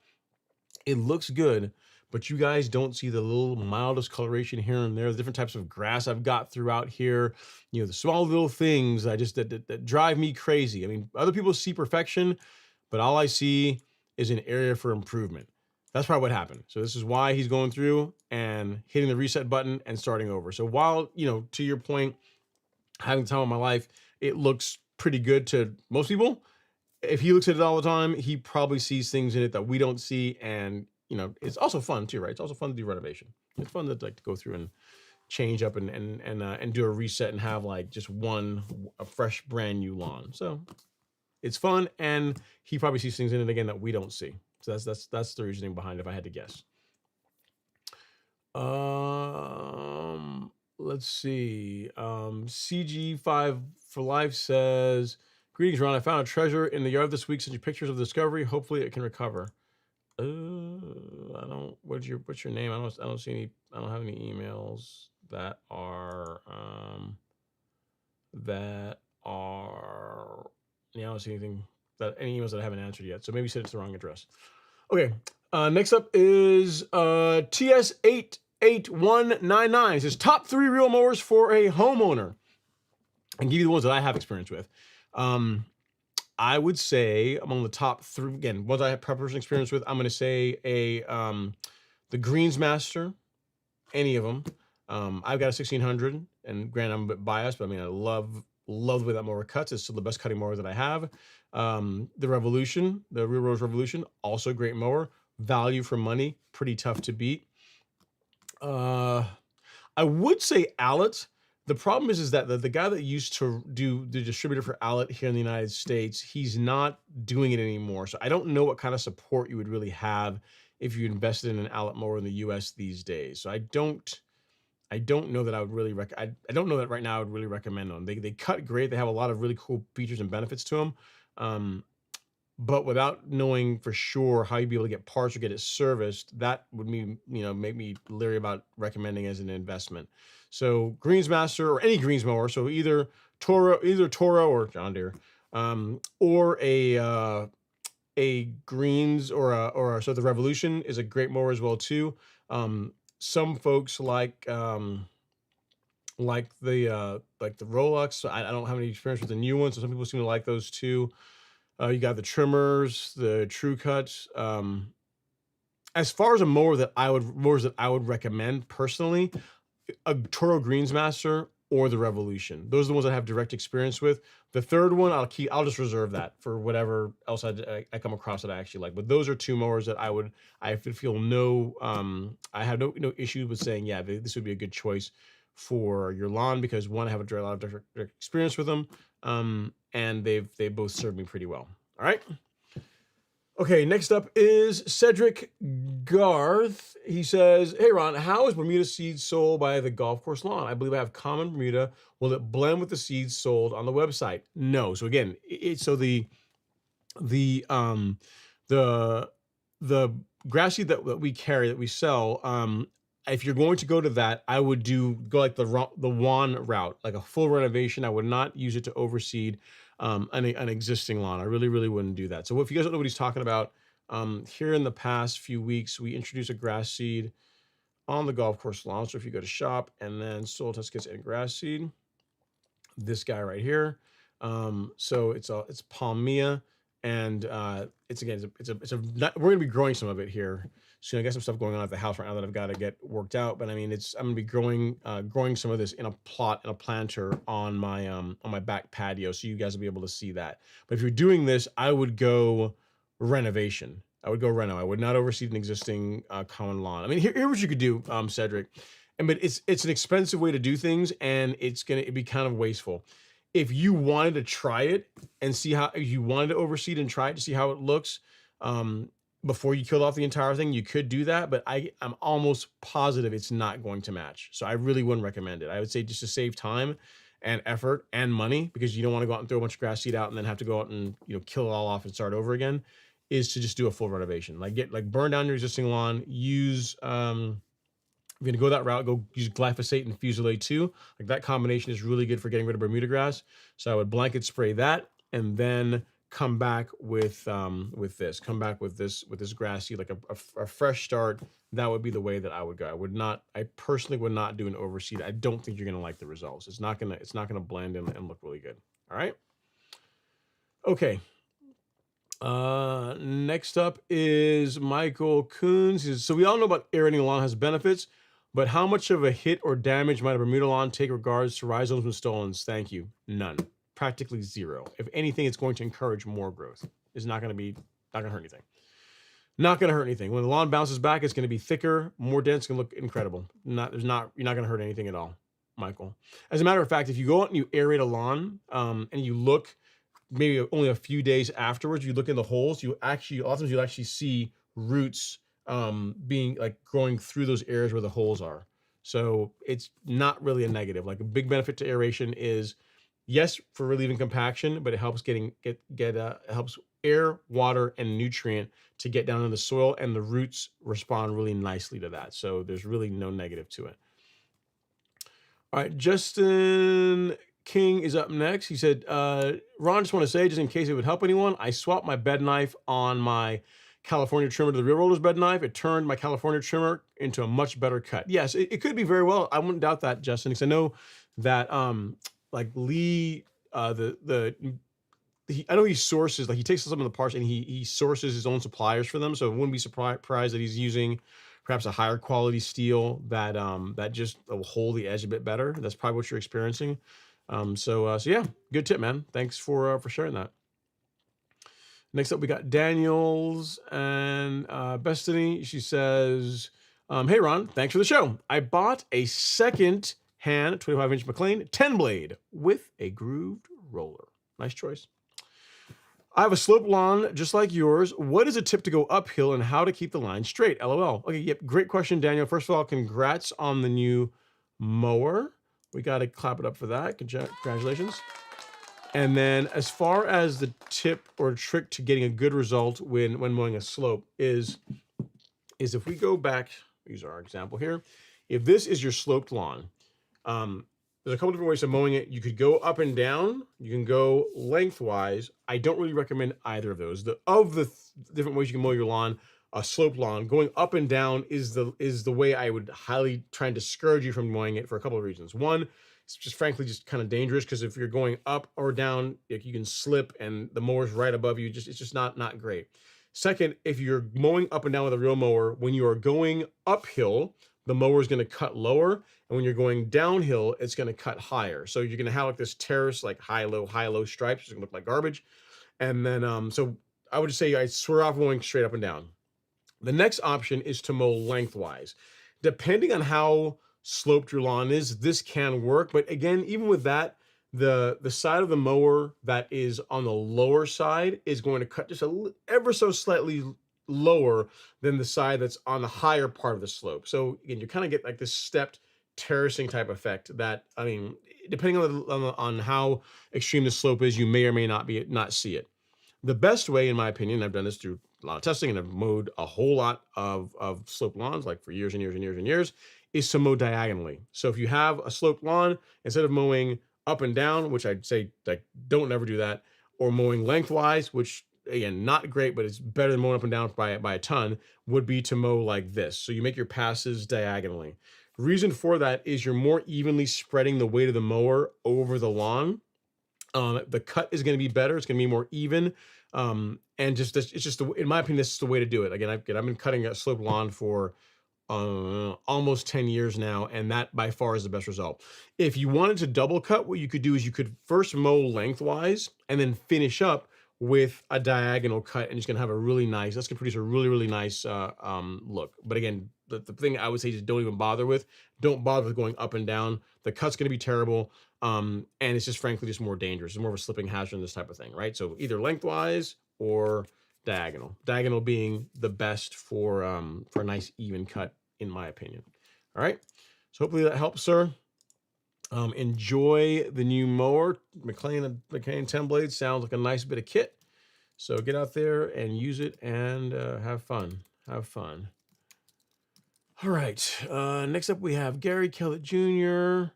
He says, what are your 2 tips you use for a backpack sprayer? Do you mind talking about the benefits of each type? Yeah, sure, I can do that. So I've got 2 spray nozzles here. All right, so nozzle 1, we got 2 of them. We got the white nozzle, got the red nozzle. The white nozzle is the flood jet tip. What this is, if you look, it's got like a notch in it. If this will focus, yeah, there we go. You just got like a big wide notch. What that's going to do is when you run this on your sprayer, it's going to produce a much bigger droplet, almost like a shower head, as far as like the pattern that it puts out. The benefit to that is the larger droplet is appropriate for whenever you're applying products that need to get into the soil. So your pre-emergent, fungicide, insecticide, if you're using any kind of product, any kind of fertilizer that's more of a soil based product, using a flood jet tip makes a lot of sense, because the idea is that, again, we want that larger droplet to get past the leaf, to wash off of that, go in the soil where it can actually work. All right. So this is like spray nozzle 1. Spray nozzle 2 is the foliar spray nozzle. If you look here, it's a red one. It's also from TJet. It's a much finer opening, and this is going to produce like more of a fan that is and a much finer droplets, almost like a mist. Not quite a mist, but it's just a much finer droplet.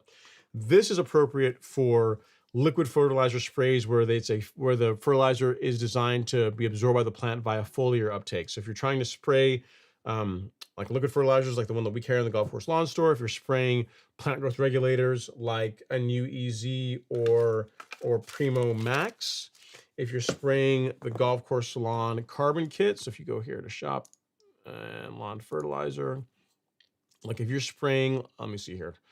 So Primo, Podium, a new EZ, any of these, the correct spray nozzle to use would be the foliar spray tip. Yep, all these are foliar sprays. So the one that you're going to use the most, that will more likely live on your sprayer, will be the red spray nozzle, the foliar spray nozzle. And the white one, the flood jet tip, is really for, again, your fungicide, insecticide apps, your pre-emergent, a couple times a year. So you're going to get a lot less mileage out of this one than you are out of this one. The good news is just buy both, because they're both really inexpensive. I think if you buy both of them, you're talking like less than $20. So I will link them both for you here in the chat, Gary. So this is the flood jet spray nozzle, and this is the foliar spray nozzle. Just buy both of them. You need, again, they don't cost that much, and you'll be covered pretty much for what you need for doing applications on your lawn. All right. Randy Velarde is up next. Says, hey Ron, what are your steps for having your lawn level, frequency of watering, mowing, or blooming? What should blooming? Bluing or dragging, and when to start real mowing again? Thanks, my man. Okay, so I have a video that addresses this very question, Randy. It's all about, I tried to think of a really cool title for it, but I couldn't. So it's just called What Comes After Leveling Your Lawn. It's a short little 3-minute video that says, hey, you just finished top dressing your lawn. You're a rock star. You're a hero on your street. All your neighbors think you're crazy, but you're going to show them what's up. What happens afterward? What are some tips you can do to help your lawn recover? And this video discusses that. So what comes after leveling?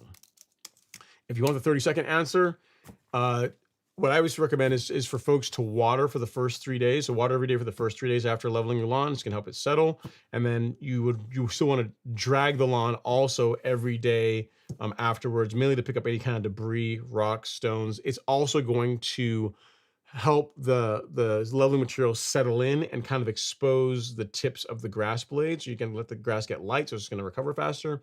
And the third tip that's in that video is around resuming mowing. So if you're real mowing, what I recommend is temporarily raising the height of cut up just a little bit to avoid getting the reel into sand, because if you do that, you're going to be looking at resharpening your mower. So big thing is water every day for the first couple of days afterwards. Drag the lawn regularly with a leveling rake for the purposes of helping it settle and also picking up any debris that was in the top dressing mix that you didn't see at the time when you're putting it out. And then third is raise the height of cut just a little bit, especially if you're real mowing when you start resuming your mowing. But that's all covered in that video with way more. It's got music and graphics, and it's way more entertaining to watch than just like the little 30-second explanation that I gave you. But in the long short, that those are the 3 things that I would recommend after top dressing, Randy. All right. So hopefully that helps, sir. Well, that helps your question as far as what to do next. Okay. Next up is Chronicle. It says, hey, Ron, what factors help you decide to raise your height of cut? Currently, I'm cutting at 0.65 inches, trying to determine whether to raise to 0.75. It's just frequency of mowing. Like I like to mow my lawn. Like if you're really trying to maintain the lawn nice, you want to maintain like an every 2 to 3 day mowing schedule. If you have a warm season lawn like Bermuda, when you get into like June, that's going to become a challenge. You're gonna have to either increase mowing frequency slightly or raise the height of cut. With zoysia, not really as necessary. Like you could probably maintain zoysia at 5/8 all season long because it doesn't really grow that fast. With Bermuda though, raising the height of cut is a way to not have to increase mowing frequency, and the lawn is still going to look really good. So that's what I would tell you, Chronicles SM. It's not like you have to do it. You can keep it at 5/8 all season long if you want to. It's just if you have the time for the increased mowing that's going to demand as it gets hotter. All right. He says, when dealing with quiet grass or orchard grass, is the only way to get rid of it is pulling them and putting holes in the lawn. Yeah, depending on the type of grass you have. Yeah, so you may be looking at spot spray with glyphosate or digging it out. And then once it's done, once it's removed, if it's a cool season lawn, putting some grass seed out to help that area recover. Or if it's a warm season lawn, just something like Bermuda or zoysia, allowing it it'll recover on its own as the grass kind of spreads into that area where the weed used to be. So the recovery of any bare spots really depends on the grass type. Again, for warm season grasses, St. Augustine, Bermuda, zoysia, for the most part, there's not a whole lot to do, just to be patient, just wait. With a cool season lawn outside of Kentucky bluegrass, depending on how much of those weeds you had to remove, you may have to do some spot seeding to fill in those areas. All right. Okay, next up we have Hail Demon. He says, I seeded new topsoil 2 weeks ago in Texas. Temperature consistently in the 80s. Cold front here will be 48. Should I be worried? Nope. I was just starting to see a little bit of growth. Yeah, no, it's temporary. It's it should be fine. I really won't worry about it. Should not be an issue at all. M. Cole says, thank you for all the knowledge. It helps me out on the road. You are very, very welcome. Thank you for watching the content. I appreciate you watching. All right. Morgan says, how's your lawn looking? Pretty good. The front lawn especially is looking really, really good. Zoysia's looking nice. My buddy of mine came by or drove by today. He says, dude, man, your lawn looks, compared to all these lawns on the street, you can definitely tell which lawn is yours. I'm like, thanks, man. I appreciate that. Appreciate it. I haven't even been working on it as hard as I have been, like even this time last year, and it still looks good. All right. Hovenkamp says, Scott's Edgeguard Mini. Biggest tip is to close the edge guard fully. It sticks part open and makes the green stripes on many lawns. So there you go. See, Tom's got an edge guard, and he may have cracked the case as far as why you got the green stripes. To make sure the edge guard is full, closed all the way, because if it sticks open, you get green stripes. I guess maybe from a heavier application where it comes out there. All right. Next up is Anthony Velez. He says, Ron, I see you said the new grass seed is like Arden 15. Would almost match Tifway 419. I looked for some a year back to do what you did with your Tifway, but I see it's discontinued now. Yeah, so Arden 15 hasn't been a thing for several years. So yeah, it's not really a thing. What I would tell you is if you're going to do a Bermuda lawn, your choices are either to sod it or to do it via grass seed. And if you're going to do it via grass seed, get rid of your existing lawn and seed it. If you can do sod, same thing. Get rid of your existing lawn and sod it. I would not overseed because there's no guarantee that it's going to match. As a matter of fact, you're almost guaranteed that it's not going to match. And the problem is that if you say, let's say you have a Tifway 419 lawn, and you decide, you know what, I'm not listening to Ron, I'm going to do what I want to do anyway, and I'm going to overseed it with Bermuda grass seed. When it doesn't match, you've now got to go out. One, you've spent all that money on grass seed, which Bermuda grass seed, if you've not seen the prices on it, is not inexpensive. It's not cheap. So you've wasted that money on grass seed because you've now got to burn down the entire lawn. You got to kill off everything and start over when you could have just done that in the first place. So I would not recommend it. I would not recommend overseeding it. Really, really would not. Let's see here. Alan Walker says, hey, Ron, just reset the pictures of my yard discovery. Oh, yeah, I see what you're talking about here. Yeah, so you got, looks like someone, like some concrete or something. Lawn concrete. Yeah, so it looks like that would, yeah, it's not good. If you had some areas where the lawn looked thin or it was always struggling, that will do it, especially if it was near the surface. So yeah, good job getting that out. And it looks like you just lightly top dressed afterwards. Yeah, it looks like that's what you did. So yeah, I mean, it'll bounce back. There's still plenty of season left, so it should recover nicely. But yeah, anything like that, like rocks or concrete, especially if it's within 6 inches of the surface, like this time of year, you may not see it as much, but definitely when you get into more the hotter times of the year, when the lawn begins to dry out, those areas will dry out faster, and you'll have like, why is this part of my lawn always like dry and not, the grass doesn't look good and when everything else looks good. So yeah, you did the right thing removing that, and yeah, and it'll recover. You got Bermuda, it'll be just fine. All right. Next thing is Gavin Moore says, hey Ron, the prill size of the 12024 is incredibly tiny by design. I have 8,000 square feet. I'll have to get 2 bags next time. Your thoughts? I have a Chapman spreader. Well, 1 bag should cover 8,000 square feet. If you were not able to cover 8,000 square feet with 1 bag, you probably were putting out a little bit too heavy because again, the prill is, again, it is very fine. But just because it's fine doesn't mean you need to put out more of it. I mean, 2 bags, if you're applying closer to the 1 pound per 1,000 rate, which I don't really recommend, but if you're going to go at that rate, then yeah, you would need 2 bags. But if you're applying it at the rate that we do recommend, which is around a half a pound of nitrogen, which for that fertilizer is like 4-ish pounds per 1,000, then 1 bag should be enough to be able to pull that off for 8,000 square feet. You may just have to back the setting down on your broadcast spreader just a touch. All right.